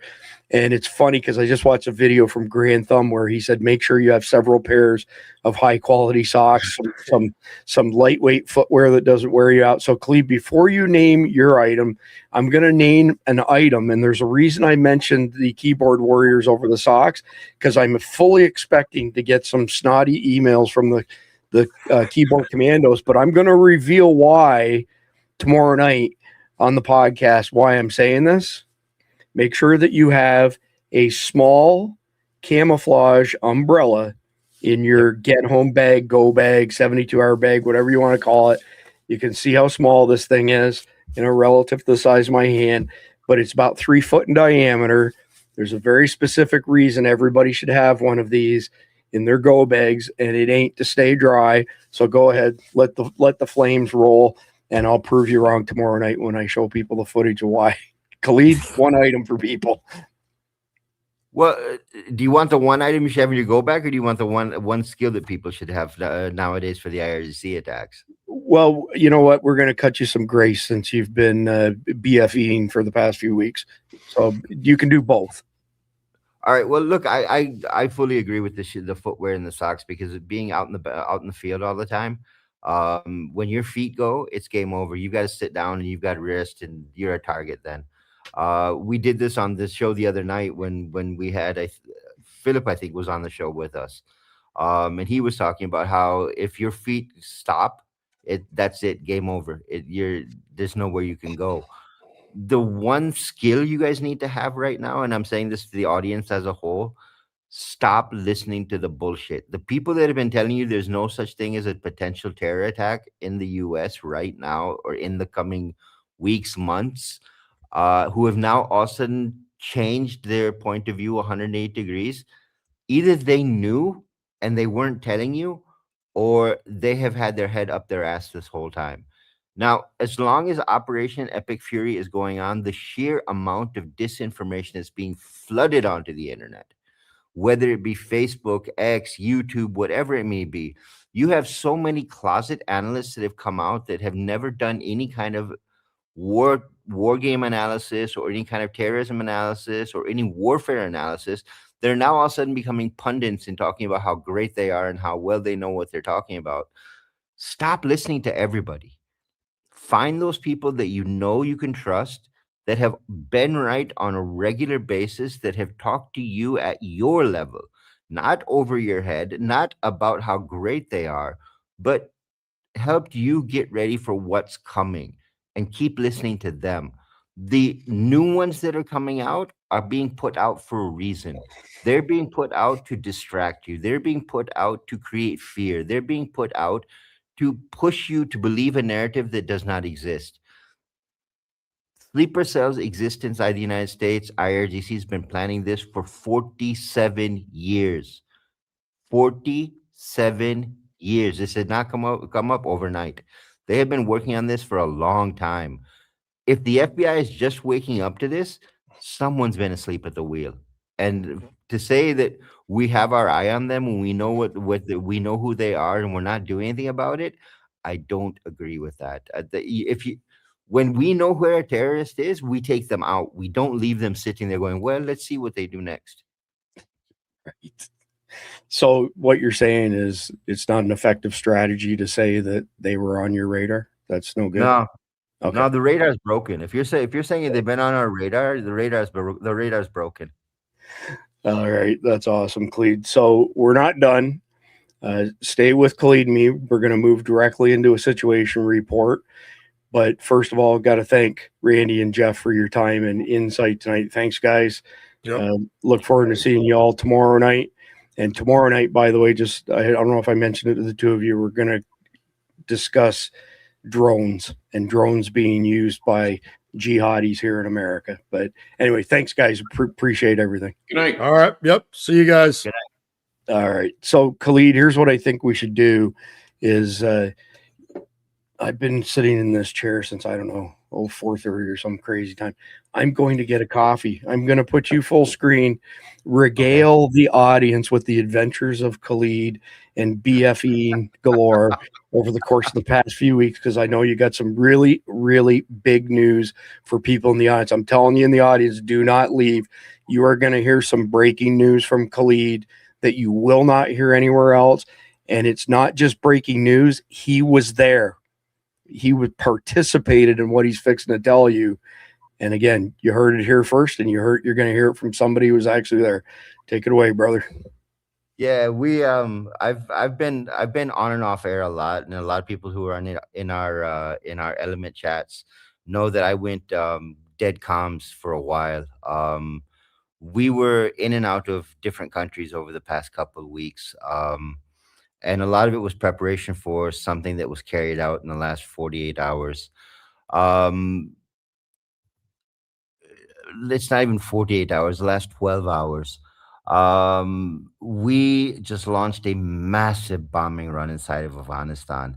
Pakistan, when I say we, I mean Pakistan. Pakistan has hit the core Al Qaeda camps, the core Islamic State camps, the Afghan Taliban camps, and by camps, I am talking about where their top leadership was hiding. Right now, we are getting reports. I'm literally getting messages on my phone saying "Joy" and then a person's name whose body we found. Joy, and another person's name, that a body we found. We've taken out. Pakistan has taken out the entire second tier leadership of Al Qaeda, ISKP, ETIM, TTP, the Taliban in Afghanistan. The entire second tier leadership is gone.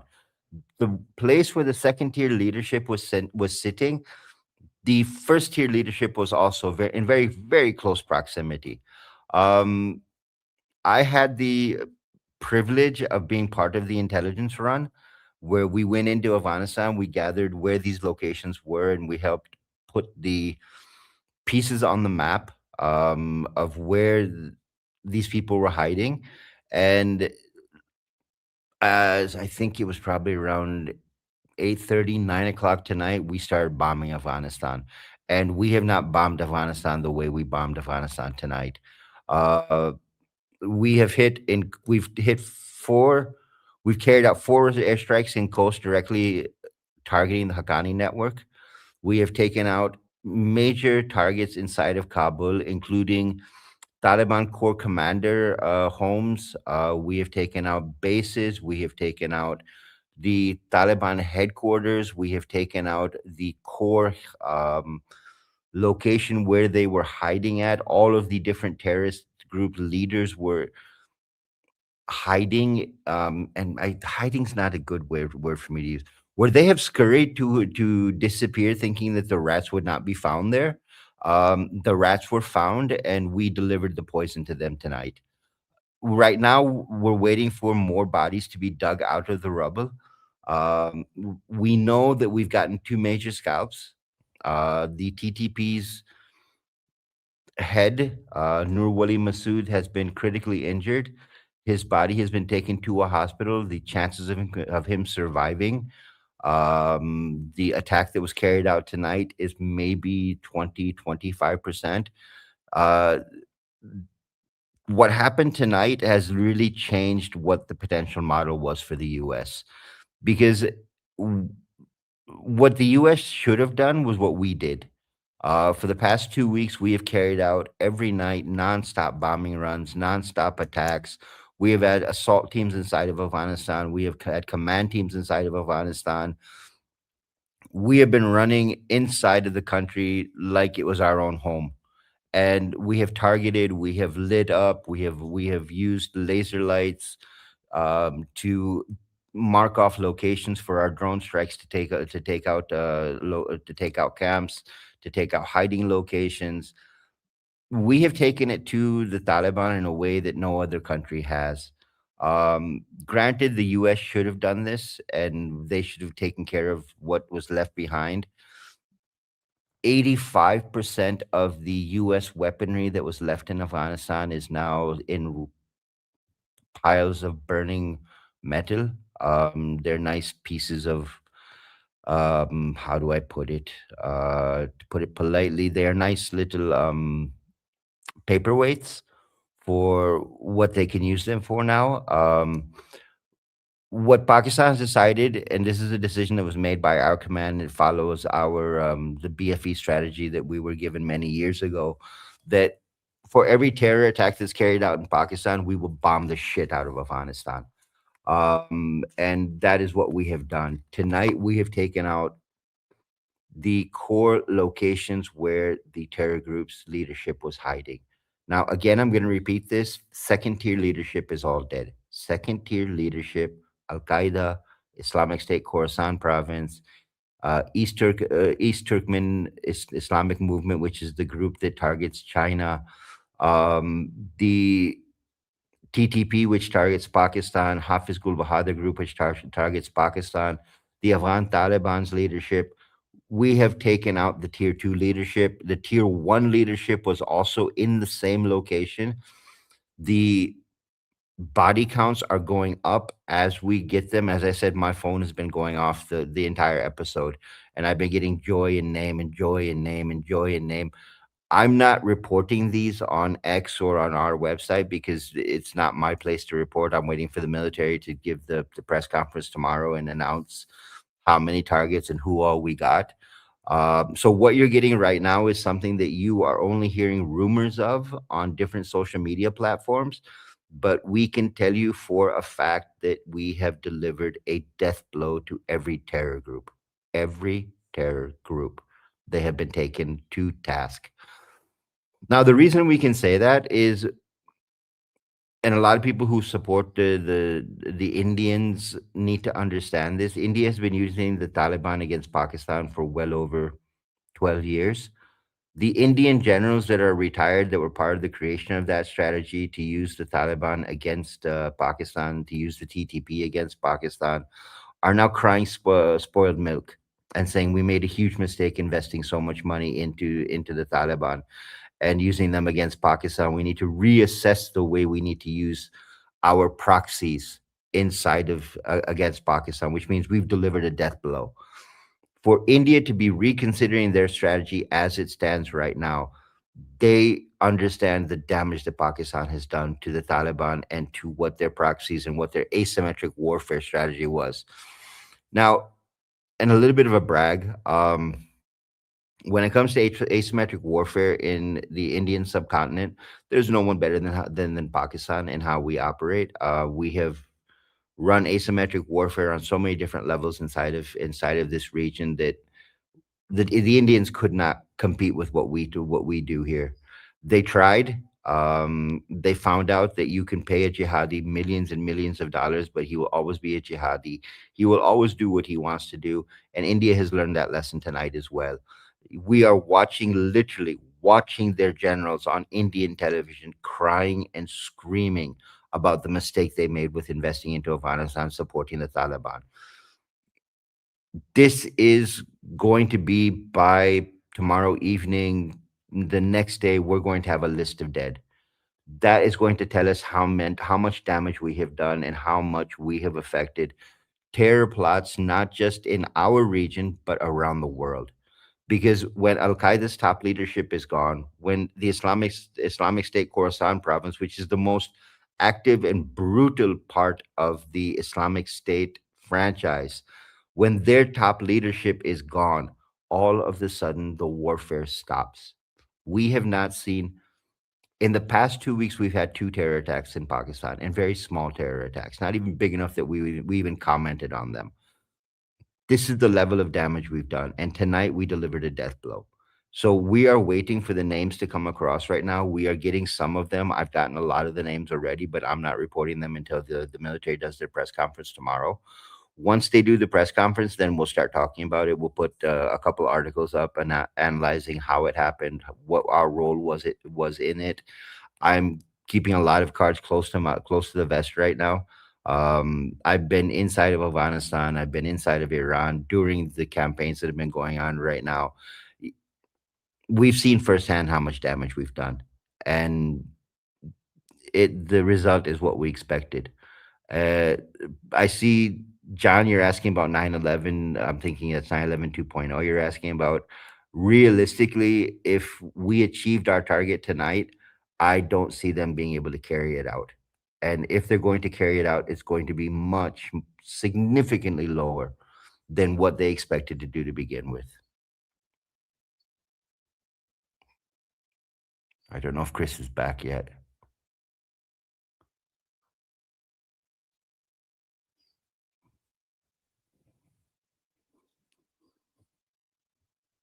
Yeah, just give me a second to get resituated here, Clede. There we go. Had to do a major coffee run and hook up the IV. So, Clede, what I'm thinking is let's hit some of the main posts, the main news today on X in particular. So let me get a couple things queued up quickly here, and I'll get you a comment on each of these. So let's Let's get over to another stage. All righty. Let me get Cleed up here as well. There we go. All right, Cleed. So the first one here. U.S. Army was just forced to admit that the supposed drone thieves at Fort Campbell had authorized access to the military installation in the building. Inside job. These drones were stolen from a locked storage area within a secured government building. The individuals responsible had authorized access to the military installation and the building, and they defeated the locks on the storage cages to perpetuate this theft. This was a targeted act, not a random breach. Comments on that, the 4 drones that were stolen, Khalid? Yeah, I don't know. Again, when you don't see a source as to where this information came from, you kind of have to take it with a grain of salt. I mean, we try and put out, whenever we put something out on X, we try and put out what the source was, whether it be the Washington Post, whether it be New York Times, whether it be our own website. We put the source there so you can see where it came from. This is literally, you're telling me something that you've taken a screenshot of, put it up on X and said, well, this is the Army was forced to do this. By who? And we haven't heard Pete Hegseth say this. Pete hasn't said this, that the Army has had to admit this. Again, Chris, this goes back to that disinformation amount. The sheer level of disinfo that is coming out right now is just unbelievable. And people are buying it like you're eating a bowl of soup and you're going, yeah, this is true. This is true. This is true. Stop buying all this stuff. People are purposely trying to deceive you, to make you believe something that is not really happening. And they're doing it to erode a U.S. mission. They're doing it to erode your belief in your own country. They're doing it to erode the way that you think about what a mission that's going on. Don't buy it. We see it here in Pakistan all the time. We have keyboard warriors here in Pakistan that make all kinds of really cute videos, really great posts. But when you drill down to it, you go, wait a minute, none of this can be true because no one else has said it. Yeah, there's just such a load of bullshit out there right now. But check this one out. And I haven't had a chance to run this down because this is really, really recent in the past hour. But the sister of ISIS terrorists who carried out an Islamic terrorist attack at Old Dominion University is a Virginia-based immigration lawyer and member of American Immigration Lawyers Association, which is funded by George Soros. In a grotesque failure of justice, Mohammed Baylor Jalla, a naturalized U.S. citizen and former Army National Guard member who was arrested in 2016 and convicted in 2017 for attempting to provide material support to ISIS, walked free from a federal prison in December 2024 after serving just under 8 years of an 11-year sentence. Today, on March 12, 2026, this Islamic terrorist stormed Old Dominion University's Constant Hall in Norfolk, Virginia, shouting Allah Akbar as he gunned down a retired Army officer instructor and wounded 2 others, what the FBI is probing as an act of Islamic terrorism. Muhammad was subdued by ROTC cadets and found dead at the scene. Yeah, it was better than, subdued. They basically stabbed him to death. But life in the US. He got the BFE. Give me your comments. I know you haven't had a chance to look at this either, Cleve, but tied to a George Soros organization. I mean, do we live in the Matrix? Chris, this guy was actually documented in a book called The Islamic State of West Africa. This was a book published years ago. This guy's name was in the book as being a known terrorist. How in the hell did he get citizenship in the United States? I mean, I don't understand what qualifications do you need to have? What kind of a background check is done to allow someone who is a known terrorist, written in a book, proven in a book, that he is a terrorist and somehow gets an American citizenship? That makes no sense to me. And again, this comes back to my point that what in the hell is the FBI doing? I mean, how are you not vetting these people? How do you not know that a terrorist has entered your country, somehow gotten a U.S. citizenship, has been arrested for providing material support to ISIS? Citizenship was not stripped. He was not deported from the country. He was not sent to prison for the rest of his life. He was not sent to Gitmo. What exactly are we doing in terms of law enforcement? Are we not emboldening more and more terrorists to do more and more because of this? Yeah, well, clearly rhetorical question, but right on the money. a couple things quickly, and I just added some more bookmarks here. Let me do this one first. This is the victim of the attack, by the way. So the terrorist walked in and asked if it was an ROTC class. Somebody said yes, it was. He pulled a gun, shot and killed the instructor, and then wounded 2 other people. And then he was swarmed by cadets, but one cadet in particular ended up stabbing this guy to death. So in light of your question, like how did he get, citizenship and all that sort of stuff, Khalid, I'm in the midst of writing an article right now on what legal mechanisms that we have to get these shitbags out of our country. And there's actually quite a bit of stuff that's in the Constitution. Number one, obviously, it gives control to Congress over, the naturalization clause. You got the executive, you got the War Powers Act, the power to regulate foreign commerce, power to provide for national defense. Like there's some really broad stuff that's at our disposal.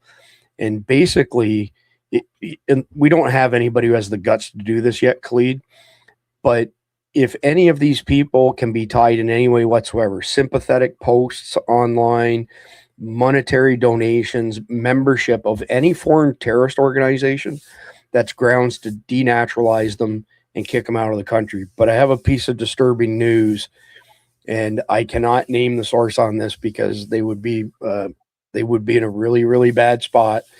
But I actually have 2 sources on this. There is no mass deportation underway, and the leaders inside of ICE have told everybody below them, there's no mass deportation. We're not going to do a mass deportation, and it's business as usual. And if you look at the numbers that have been deported from Trump being sworn in last year to now, it's pretty much less than every other president with the exception of the Biden installation. It's very discouraging. So I don't hold a lot of hope out for this. But again, I'll probably publish this article on Saturday. There's plenty of legal grounds to get these shitbags out of the country, but nobody has the balls to do it at the end of the day. Well, Chris, if you remember yesterday on X, we posted this article about how the White House was pushing House Democrats to stop talking about mass deportations. Yeah. And a lot of people said fake news, fake news, fake news. I went, all right, fake news. I went and got the article from the Washington Post and posted it and said, go ahead, prove me wrong now. And I don't understand if it's because of DHS not being funded that Trump is backing off of the mass deportations. I know ICE at one point was told to stop targeting American citizens who fell under the criteria of deportation, that had been naturalized, that had criminal ties, that had ties to terrorist organizations. They backed off of that. Now they've completely backed off of mass deportations.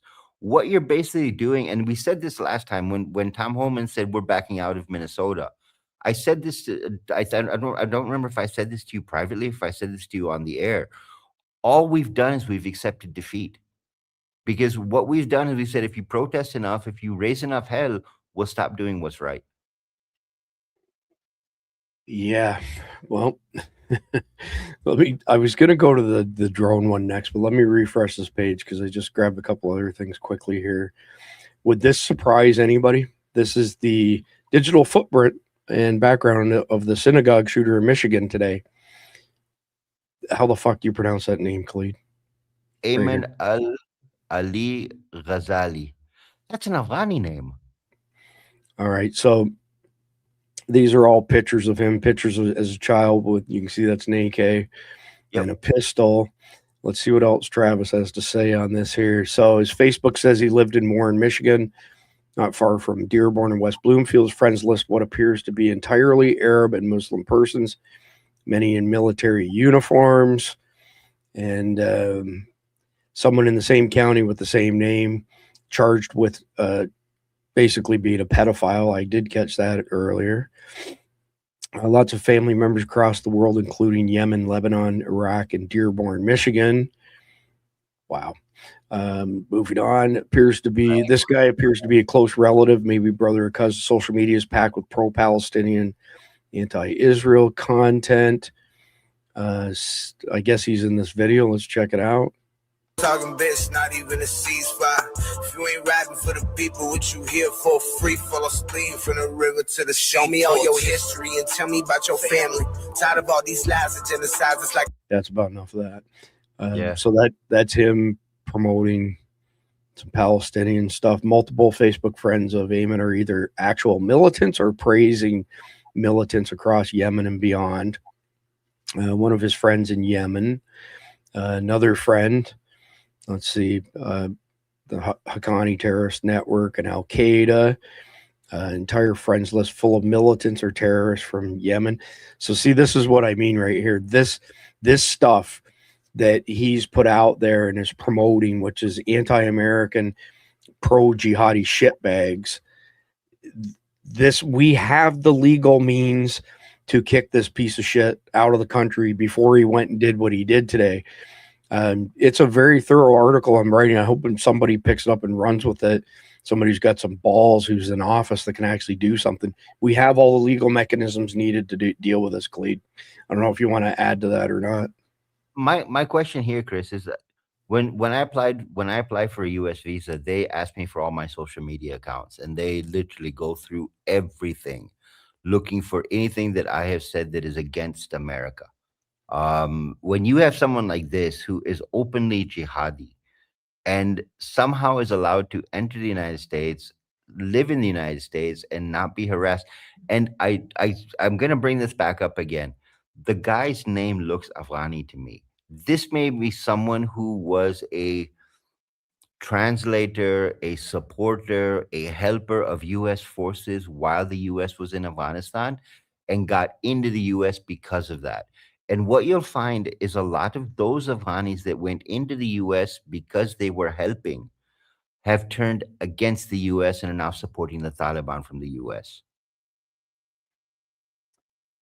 I mean, that's the $64,000 question, right? I mean, Yep. is it on purpose, or is it incompetence, or is it a combination of both? I don't know. But the problem is how do we get these guys out of our country? And we're not going to get them out of our country before they, cause a lot more damage, is what it boils down to. Got to get your thoughts here. Tomorrow night, we're going to talk drones.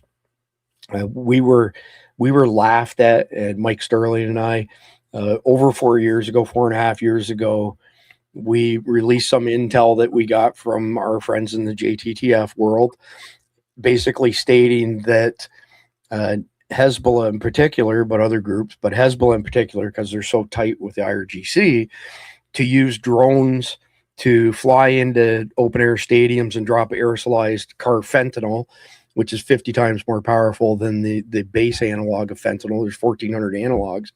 And everybody said we were fear mongers. We were making shit up, right? You can't make this stuff up, Khalid. Get this into you. That was a Tuesday. 2 days later, on a Thursday night NFL game, somebody flew a $30,000 DJI drone into the Cleveland Browns stadium at the beginning of the game, and everybody stood around with their arms crossed looking up at it, didn't do a dang thing. The Monday, there was an RFI released on sam.gov, so supplymanagement.gov. It's where all federal contracts are awarded and managed, asking for RFIs, so request for information, on using some sort of, directed energy weapons to take drones down, but not completely destroy them, so we could gain some intel from them. Then, you ready for this? But the very next day, on the Tuesday, the NFL announced that there had been 2,800 incursions in NFL stadiums the prior year with drones from people. So, Unbelievable. yeah, I mean, I hate to be vindicated on this one because it's brutal, but let me just touch on the high points. I want to get your comments on this, and we'll get really in depth in this tomorrow night. But Tony Saruga, this guy's incredible.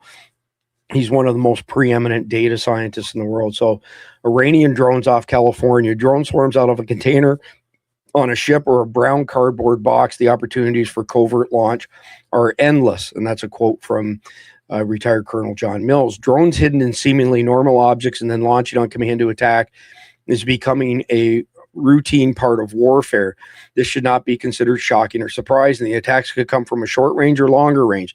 The Ukrainians pulled off Operation Spiderweb in 2025, where unwitting Russian truckers drove right by Russian bomber bases and then were panicked by the shipping containers on their trucks popping open and armed short-range drones buzzing out to wreak havoc on the parked bombers, destroying and damaging a number of these irreplaceable aircraft. The FBI has now warned that California is ripe for such a possibility. I've been to this exact photo spot on the old Fort Barry north of the Golden Gate Bridge. There's an even better one close by where you're looking down on the Golden Gate Bridge when you stand on the old Nike missile radar platform. An incoming container ship could carry a large number of drones hidden within the shipping containers and then launch on signal to attack targets in San Francisco. With the homeless camps and violent crimes in the streets, it's unclear whether a drone attack would even be noticed. A much more spectacular target would be the Oscars. The woke rag Variety, once a semi-respected trade journal, has joined the panicking camp over drone attack, but at the same time, viewership of the Oscars has plummeted. So any media is appreciated by the vain and restless. Khalid, give me your thoughts on this specific threat that they even went to the trouble of sending out an official communication on yesterday warning Americans. Well, drone warfare is a known asymmetric warfare technique that everybody uses now. The Ukraine was very successful in Operation Spiderweb and what they did inside of Russia. But if you look at recently, just before the US attacked Iran, Iran deployed ships with containers full of drones ready to be drone swarmed and carry out attacks on whatever they wanted to carry out attacks on. I'll give you this as well. In Pakistan, they have banned the use of private drones. This is how serious we've started taking this. Because the Taliban is using drones to attack Pakistani military bases, homes inside of Pakistan, you are not even allowed to put a drone in the air without a police officer coming to your house and asking what that drone is doing in the air. How the US is not taking this seriously, and again, I come back to use size yellow windbreaker going, what are you actually doing? Because it's great to make the statements. It's great to say, we're ready, we're watching, we're doing this, but you're not stopping them from doing what they're doing because you're not paying attention. For some reason, I get the impression that you want this to happen so you can turn around and say, well, we told President Trump, but he didn't do anything about it. And that's my fear, that they're going to make Trump into the scapegoat that we told him, but he didn't do anything about it. Yeah, true story. Yeah, the legitimate point there for sure, Khalid. And again, so what we're going through is stuff I bookmark over the course of the day that stands out as newsworthy, especially having Khalid here to pick stuff apart. So it's not necessarily in any particular order. It's just as I came across it. So we're back to the Dominion shooter here. Born in Sierra Leone, became a naturalized U.S. citizen, radicalized by Al-Qaeda, convicted for providing material support to ISIS, sentenced to 11 years in prison, released from prison early under Biden, and Libs of TikTok says, watch how quickly this story disappears. There's the shitbag himself right there. And based on that conviction, it doesn't even have to be that big of a deal. He should have been deported. It's 100% within the court's authority to denaturalize and deport these pieces of shit. So we have the legal mechanisms. We're not using them. Chris, my problem here is, look, when a guy who has been radicalized by Al-Qaeda has been arrested and sent to jail for providing material support for ISIS. How is he still alive? I mean, that's someone that, is a prime candidate for BFE. How many prison stabbings happen and no one knows who did it? That's somebody that could have easily been taken off of the chessboard and you would never have to worry about him. And what happened on the base wouldn't have happened at Old Dominion because this guy wouldn't have existed anymore.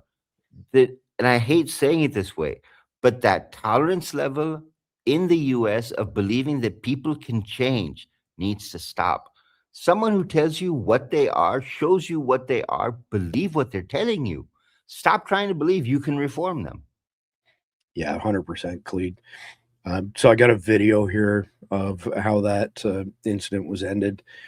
Students that subdued the gunman were unarmed, as we already mentioned, apparently killed the piece of shit with their bare hands. Everyone 100% cool with that. 28-second video here. I will see the season. There were students who were in that room that subdued him and rendered him no longer alive. I don't know how else to say it, but they basically were able to terminate the threat. So he was not shot. He was not shot. He shot 3 people. Correct. We have information that he shot 3 people. The one that went to Virginia. So, I mean, kudos to those students. I mean, I don't know if you want to add anything else to that, but that's great situational awareness and getting involved. Yeah, I'm proud of what they did. I mean, I'm absolutely proud of what they did. I mean, just think of how bad that could have turned out, Khalid. I mean, anyway, A guy good. with a gun in on a military base, that's a repeat of Fort Hood. I mean, how bad could it have gotten? So Matt Van Swole speaks up on this too, and it picks up right where you left off with your previous comments, Khalid. Yeah, I'm done. I'm done being tolerant. I've seen enough, man. These people clearly hate us. They hate our country. They hate our families. They hate our society. They steal our tax dollars. They don't learn our language. They attack us. Why are we putting up with this? And that's the entire reason I'm writing the article that I'm writing, because hopefully somebody will pick it up and use it as a framework to put a program in place to actually get this shit out of our freaking country. I mean, the bottom line is bring the audience up to speed, Khalid, on the danger of all of these mosques exploding, not the fact that it's drawing, people to the area, all that sort of stuff.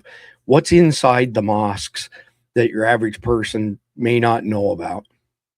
Well, this is why I keep hammering on the Muslim Brotherhood. A subsidiary group of the Muslim Brotherhood is the Islamic Students of North America.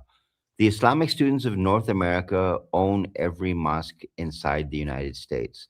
So that means every mosque in the United States is a Muslim Brotherhood mosque. Now, when you start looking down that chain, you are raising funds in those mosques. That money is being sent to quote unquote charities in the Middle East to help people out. 90% of that money is going to terror groups. You are training and radicalizing people inside those mosques and then ending up sending them to Afghanistan, to Syria, to Iraq, to Lebanon, and you're using them as terrorists. Anwar al-Awlaki, the head of the Al-Qaeda Arabian Peninsula, was the imam of a mosque in Brooklyn that was owned by the Muslim Brotherhood. I don't know how many different lines I can draw between the Muslim Brotherhood and the radicalization inside of mosques. And again, I'm not saying every Muslim is like this, but when you are sitting in a mosque whose specific goal is to radicalize you, to make you hate where you're from. I have said this so many times. The entire time I lived in the United States, I never called myself a Pakistani American. I always said I'm an American.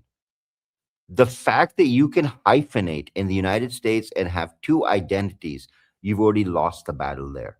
You are either American or you are not. That's the basic law of assimilation. You either are or you are not. There is no middle. You cannot put your foot in 2 boats. That does not exist. Number 2, when you see someone who has a point of view that is against the culture and the belief structure of the country they live in, put them on a plane and send them back to where they came from, because they don't belong in your country.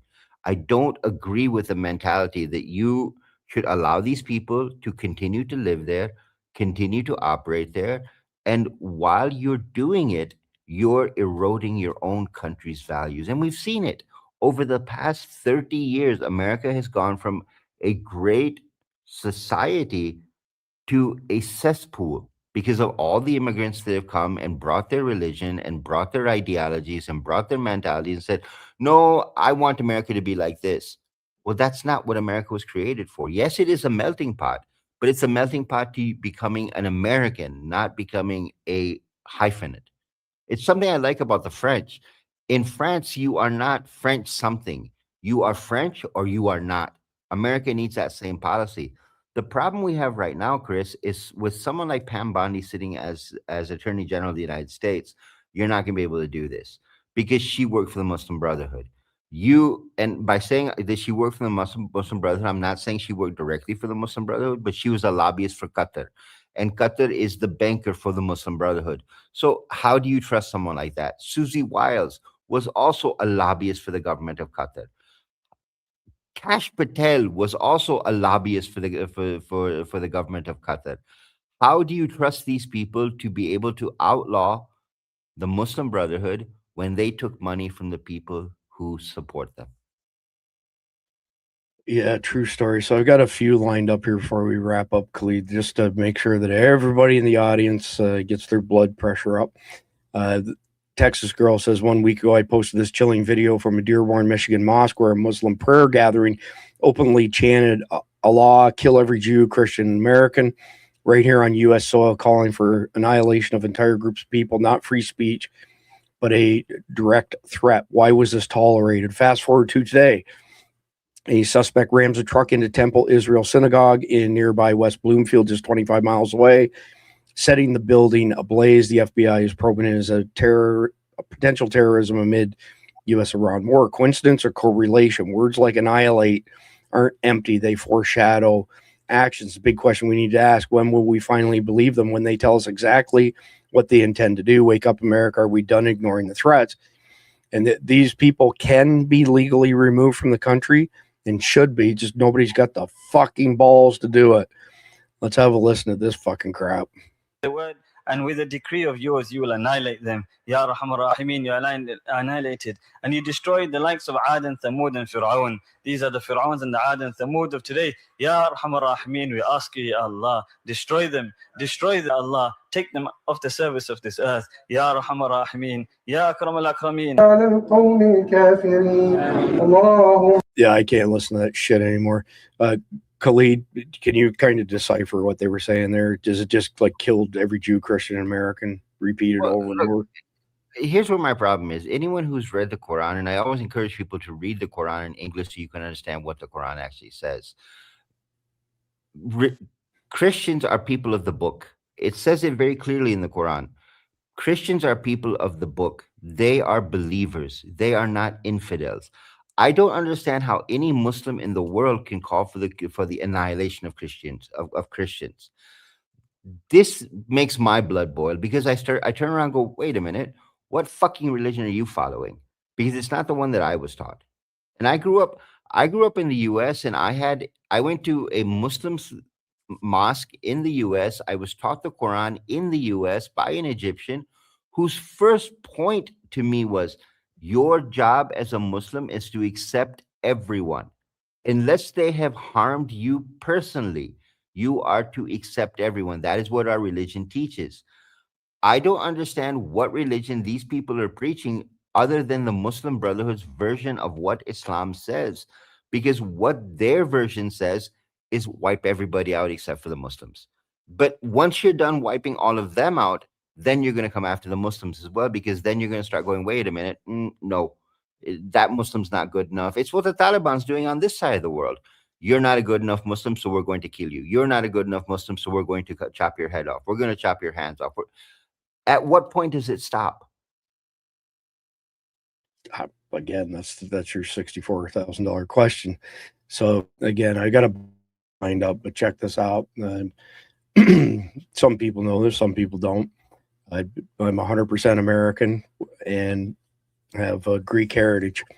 And Greece just announced that it will close 60 mosques in the country and deport those who continue to illegally create Islamic religious spaces.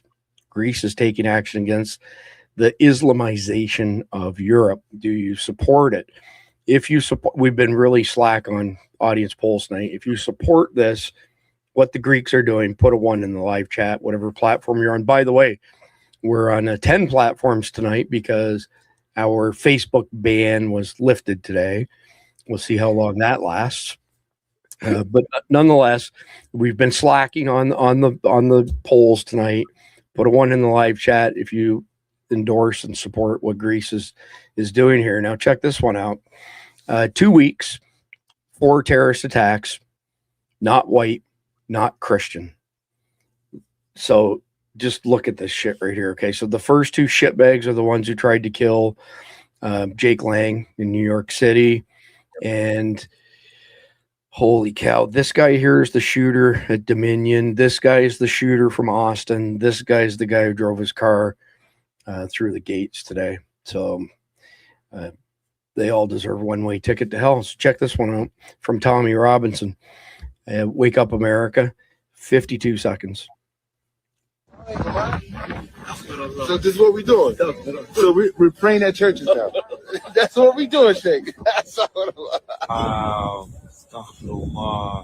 Look at the brothers lining up at the church. Assalamu brothers.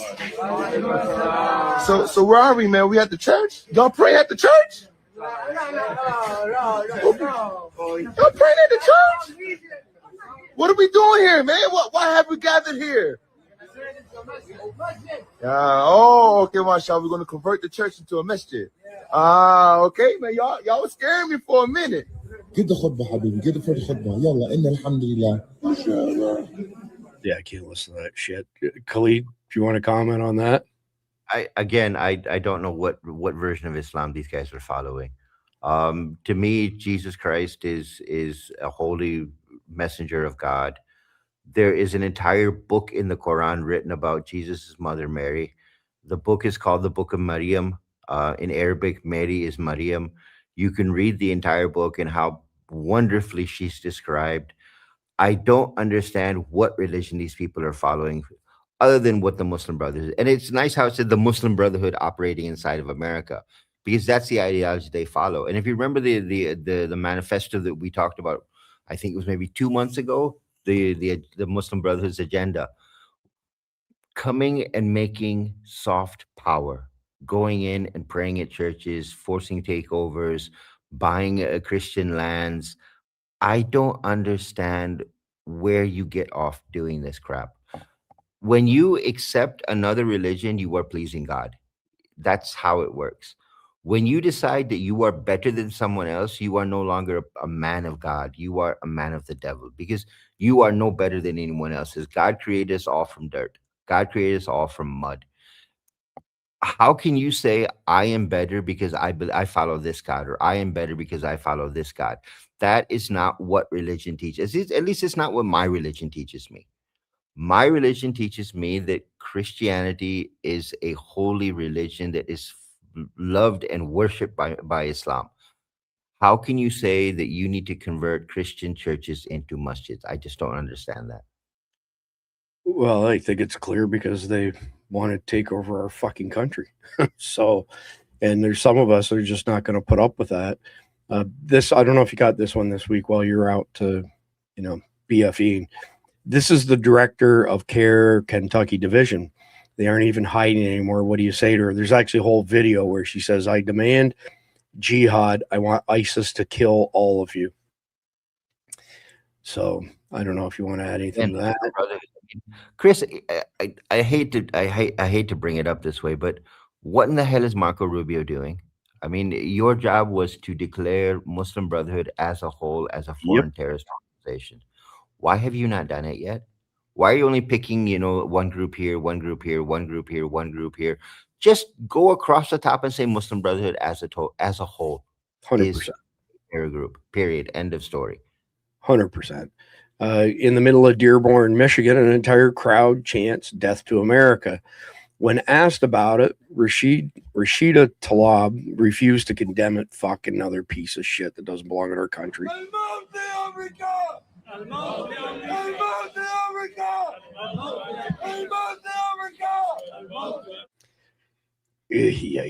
I can't listen to her. I mean, this shouldn't even be in office. Her, Ilhan, Omar, the bunch of them don't even belong here. Tammy's asking when we're going back to Mar-a-Lago. The next event that we're officially invited to is the Big Blue Bash 2, and it'll be around the beginning of November of this year. Don't have any invites to go back between now and then, but being the Forrest Gump of the business world, don't be surprised if I get an invite before then. Anyway, just more disgusting behavior there. We can do this all night, Cleve. We could do this 24/7, 365. Yeah. And we still couldn't get on to it, right? We will replace the Constitution with the Quran. They're here to change our lives, to conquer our territory, and to force Islam on us. They're being so clear. Why are we not taking them seriously? Because a bunch of fucking piece of shit, globalist, socialist, scumbag, woke, progressive assholes have infiltrated our country and are cock blocking every single thing that we can do to get this out of our country. We have the legal means to do this. We have constitutional legal authority to say, we don't even have to declare these groups, Khalid, as FTOs. All you have to do is say, this person is tied to a terrorist organization that is preaching to people, instructing people on how to cause harm to America, how to cause harm to Americans. Trust me, it's all that's needed. There's actually court cases on this from the past before the Islam invasion started. This is not a legal hurdle to cross. And if we don't get these sons of bitches out of our country, we're going to be in, you know what, all out BFE. 21 seconds for this shitbag. What we as Muslims want to implement here in the United States, we believe the Constitution should be replaced by the Quran. First move that I will do, I will abolish the Constitution and I will establish the only logical and rational Constitution, which is the Quran and the Sunnah of Rasulullah sallallahu alaihi. Yeah, I'm not going to tell you what I would do because I keep getting strikes and banned on ship. And if I did, I'd get banned again. Dearborn Henry Ford Community College professor Ali Akbar. Khalid, how the fuck do you pronounce SHDID? Shid? Yeah, I think it's Shid. Maybe throw a T in there. Trump made a huge mistake by killing our leader, Khomeini. We're going to continue on his path. We're going to hold this blood and ideology and teach it to our children. I forgot this one. I'm not listening to this piglet and shit. That's it, Khalid. I've had enough. My blood pressure, my watch has been going off. I got it on mute. I can't take any more tonight. You at least get to take out your frustrations BFEing these guys. Yeah, we don't have that luxury here. No, Chris, look, this was a choice I made back in 2007 when these animals stood up and decided they were going to try and take over my country. I said, fuck that. And I picked up a weapon and I said, you know what? If I die, I die. But I'm not going to let these bastards take over my country. And we have been at it since then. This is something that you're going to see now in the US. You're going to see people picking up a weapon saying, you know what, fuck this. We cannot trust the government. We cannot trust the laws. We cannot trust anybody else to do this for us. It's time for us to do it ourselves. And I keep coming back to the idea of vigilante justice, because at some point, the militia was written into the Constitution for that reason, that at some point, the people of the United States need to protect the Republic. It is now time to protect the Republic, because the government is not protecting the Republic. They're protecting themselves. The fact that you have got members of cabinet moving on to military bases because of the threats to them living in their apartments, but they can move on to a secure military base for their own protection. What exactly do the regular Americans do? Where do they go? Let me tell you a quick anecdotal story before we say some nice words about our awesome sponsors. So, Khalid, I was on the Partner Advisory Council at Sun Microsystems for 3 years. It was supposed to be one and done. You weren't supposed to keep getting put on it, but I did, and membership had its privileges. And there were 12 of us that were on the Advisory Council, and we had an annual conference in Keystone, Colorado, which is part of Vail, okay? And when you get on the gondolas, there's this really expensive, exclusive restaurant about 14,000 feet above sea level. At the base camp is where all the big facilities are, big speakers, breakout sessions, all that sort of stuff. Frank Abagnale was the speaker one year. That's the guy. That's the guy that Leonardo DiCaprio played in the movie Catch Me If You Can, right? So, and of course, he was released from custody and became part of the FBI's team. To this day is considered, you know, a preeminent subject matter expert on fraud and stuff, right? So he delivers a speech. There's like 10,000 people there. They couldn't all fit in this one facility, so they had to, you know, stream it to other facilities. And we're talking 2003, 2004 timeframe. So being on the Partner Advisory Council, we got to do things like go to these exclusive dinners with whoever the guests were. So there were 12 of us from the advisory council and 12 other people. And it was usually people like John Ramsey. John Ramsey was the CEO of GE Access, which was one of our largest distributors, one of Sun's largest distributors. Okay. He did not kill his daughter, didn't have anything to do with it. And it was his wife who's dead. She was crazier than Cooter Brown. But anyway, so we take the gondola up. There's 24 of us. Okay. And a friend of mine, Eddie, says to him, says, Mr. Abagnale, I got to ask you, man, like those slides you put up of the fake checks and stuff from way back in the day, they look really, really fake to me. How did you get people to, accept the fake checks, accept your fake credentials that you were an attorney, you were a doctor, and so on and so forth? You said, oh, that's easy. Stand up. So Eddie stands up. He's like, maybe 5'9", 5'10", 275 pounds. And he says, Mr. I'm not going to say his last name. He says, Mr. what his last name was. He said, put your hands up like this. And so Eddie puts his hands up like this. And Frank walks up to him, puts his hands up against Eddie's hands and pushes them really fast like that. And Eddie kind of stumbles backwards and then he catches himself. And Frank puts his hand out and, to shake Eddie's hand. He said, I'd like to thank you for participating in this experiment. And he walks back to his seat. And I know I'm never the smartest guy in the room. So I'm sitting there thinking to myself, I don't know what the fuck I just missed, but I'm not going to open my mouth because there's an old adage that says it's better to be thought of as a moron than to open your mouth and remove all doubt. So I'm sitting there and finally somebody else says, Mr. Abagnale, what did we miss? Like, why did that demonstration show how people, did these things that were clearly fraudulent that you're asking them to do? He said, well, what did Eddie do when he put his hands up and I pushed him? And somebody said, well, he pushed back. And then he said, well, what did Eddie do when I extended my hand to shake his hand? And somebody said, well, he stepped closer to you so that he could shake your hand. He said, that's how I did it. And I'm still sitting there thinking, I don't know what the fuck I'm missing here, but I am not opening my mouth.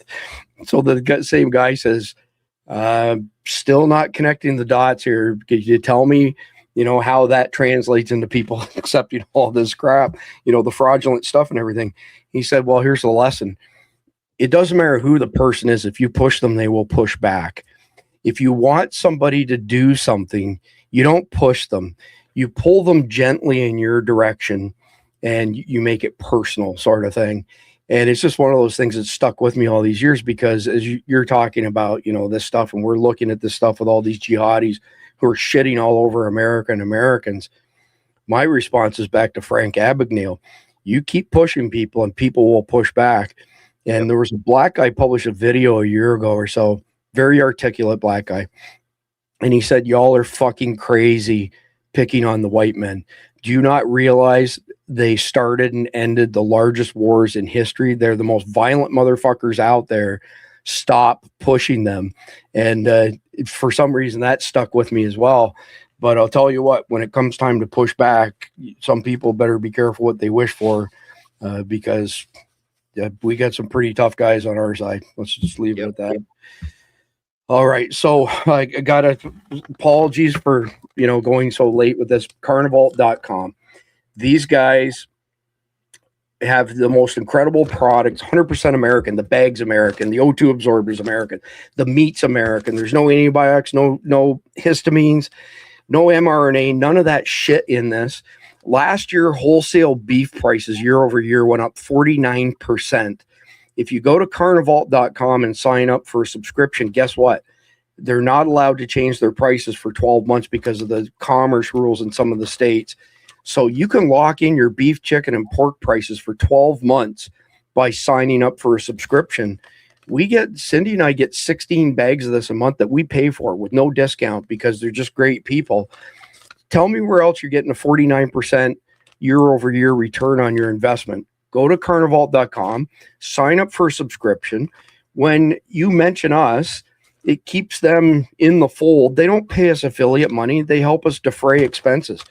It costs about $15,000 a month just in software subscription, background checks, servers that we own, and hosting plans. It costs a lot of money to do what we do, And when we sell memberships at $9.99 a piece, it takes a lot of memberships and some solid sponsors like this to pull it off. So in the same vein, our good friend Greg Wasatch at Wasatch Wagyu has put together some subscriptions for his product. And this stuff here, like the dill pickle, is absolutely terrible. Whatever you do, do not order the dill pickle. I told Greg it's my cross to bear. I will eat all of the dill pickle and save all y'all from the dill pickle. Don't order the dill pickle. But you can see, because of the Wagyu high fat content, really good fat, how flexible these are. I make sandwiches out of these. My wife makes charcuterie boards out of them. Retail price for one of these guys is $6. If you sign up for a subscription, you can get it down as low as $3.70 a piece, which is absolutely phenomenal. Do you know how much this stuff, these are his cattle, by the way, Khalid? Take a wild guess what his tomahawk steaks sell for, like a 4-pound tomahawk. Take a wild guess what they sell for. Got to be $50-$60. Yeah, it's $100 a pound. It's a $400 steak. Crap. Because his cows are 100% Wagyu. So if you can buy these for $3.70 a piece on a subscription, this is an awesome source of protein and good fats. The flavor's off the frickin' chain. They've got some other ones that are all natural, like these guys here. They've got no flavoring or anything in it. It's just straight up beef and salt flavoring for them. These are awesome. They're all awesome. And they're 100% Americans, real Americans, TM Randy Nance. So carnivalt.com, sign up for a subscription, lock your price in. Same goes for Wasatch Wagyu. Get the best dang jerky in the world on a subscription and lock your price in, and you're off to the races.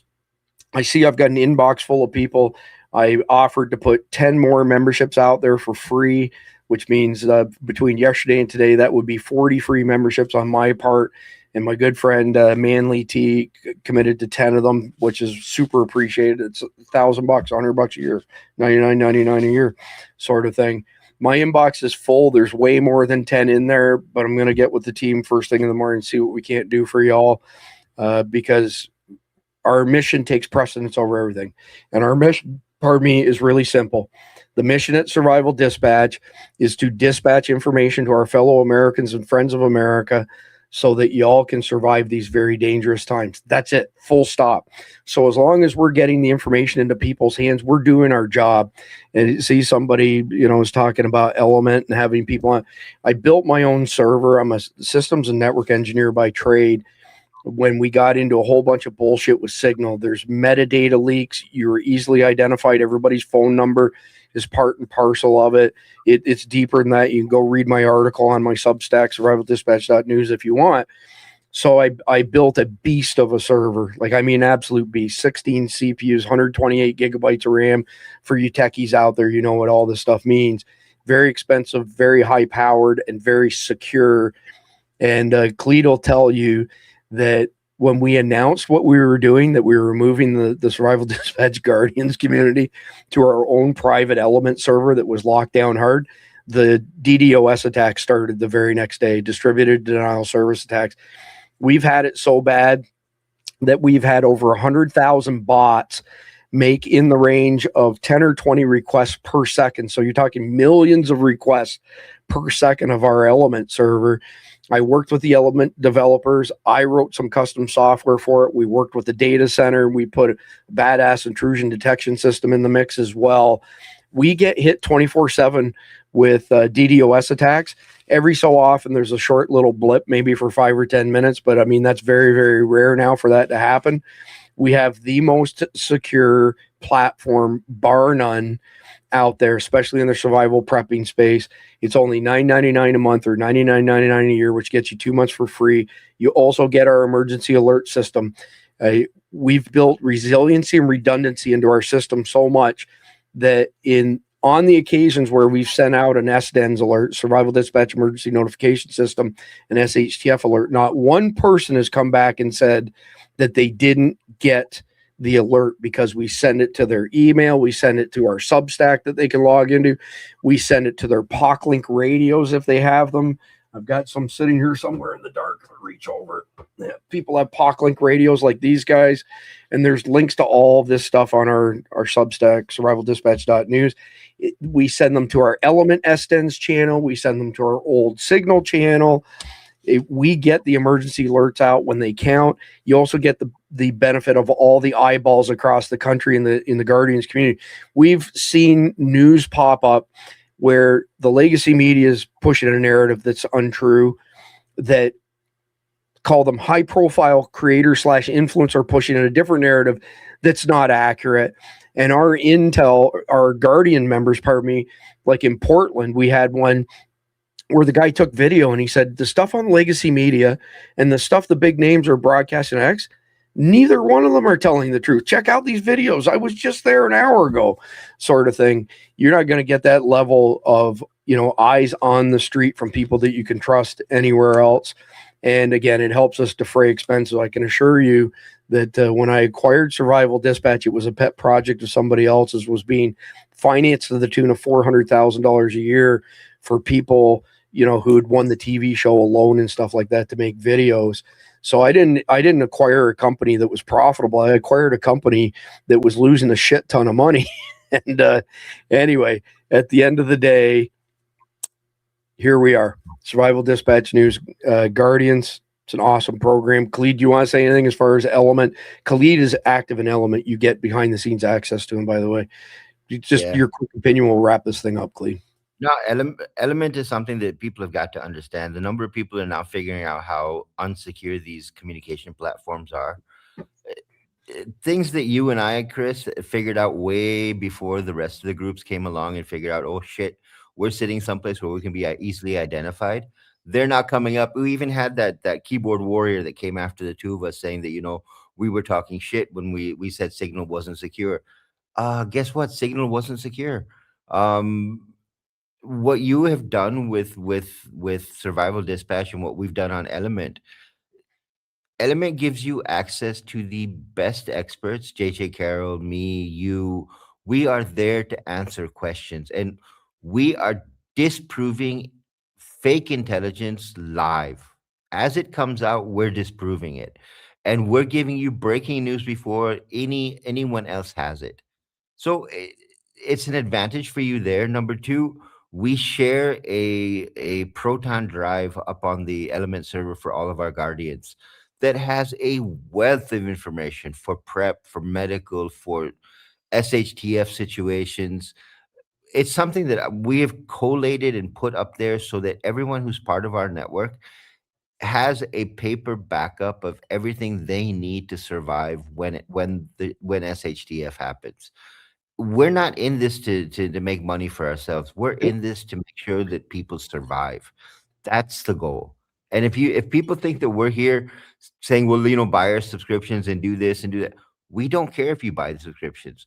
We want you to be informed. We want your families to be protected. We want to see you alive on the other side.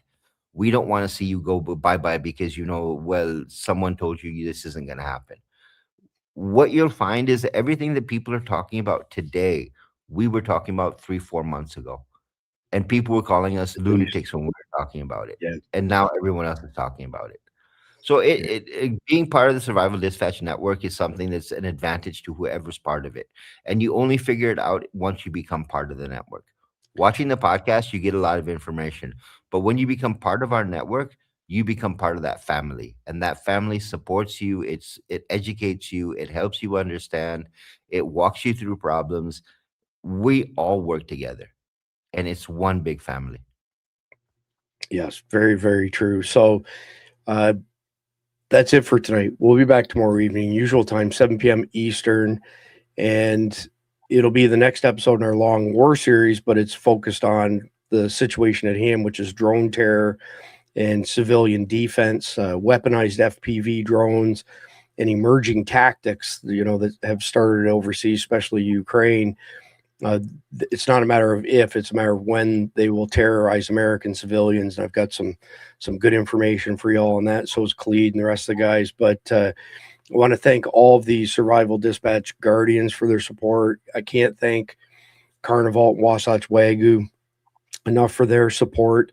When you buy from them, we don't get affiliate commission. You get a great product. They keep helping us defer costs. Everybody wins at the end of the day, but they're a huge part of what we do. If y'all could do me a favor between now and tomorrow night, please like, share, comment, and subscribe. God bless our law enforcement officers. God bless our military. God bless America. Enjoy the closing video. It's a brand new one.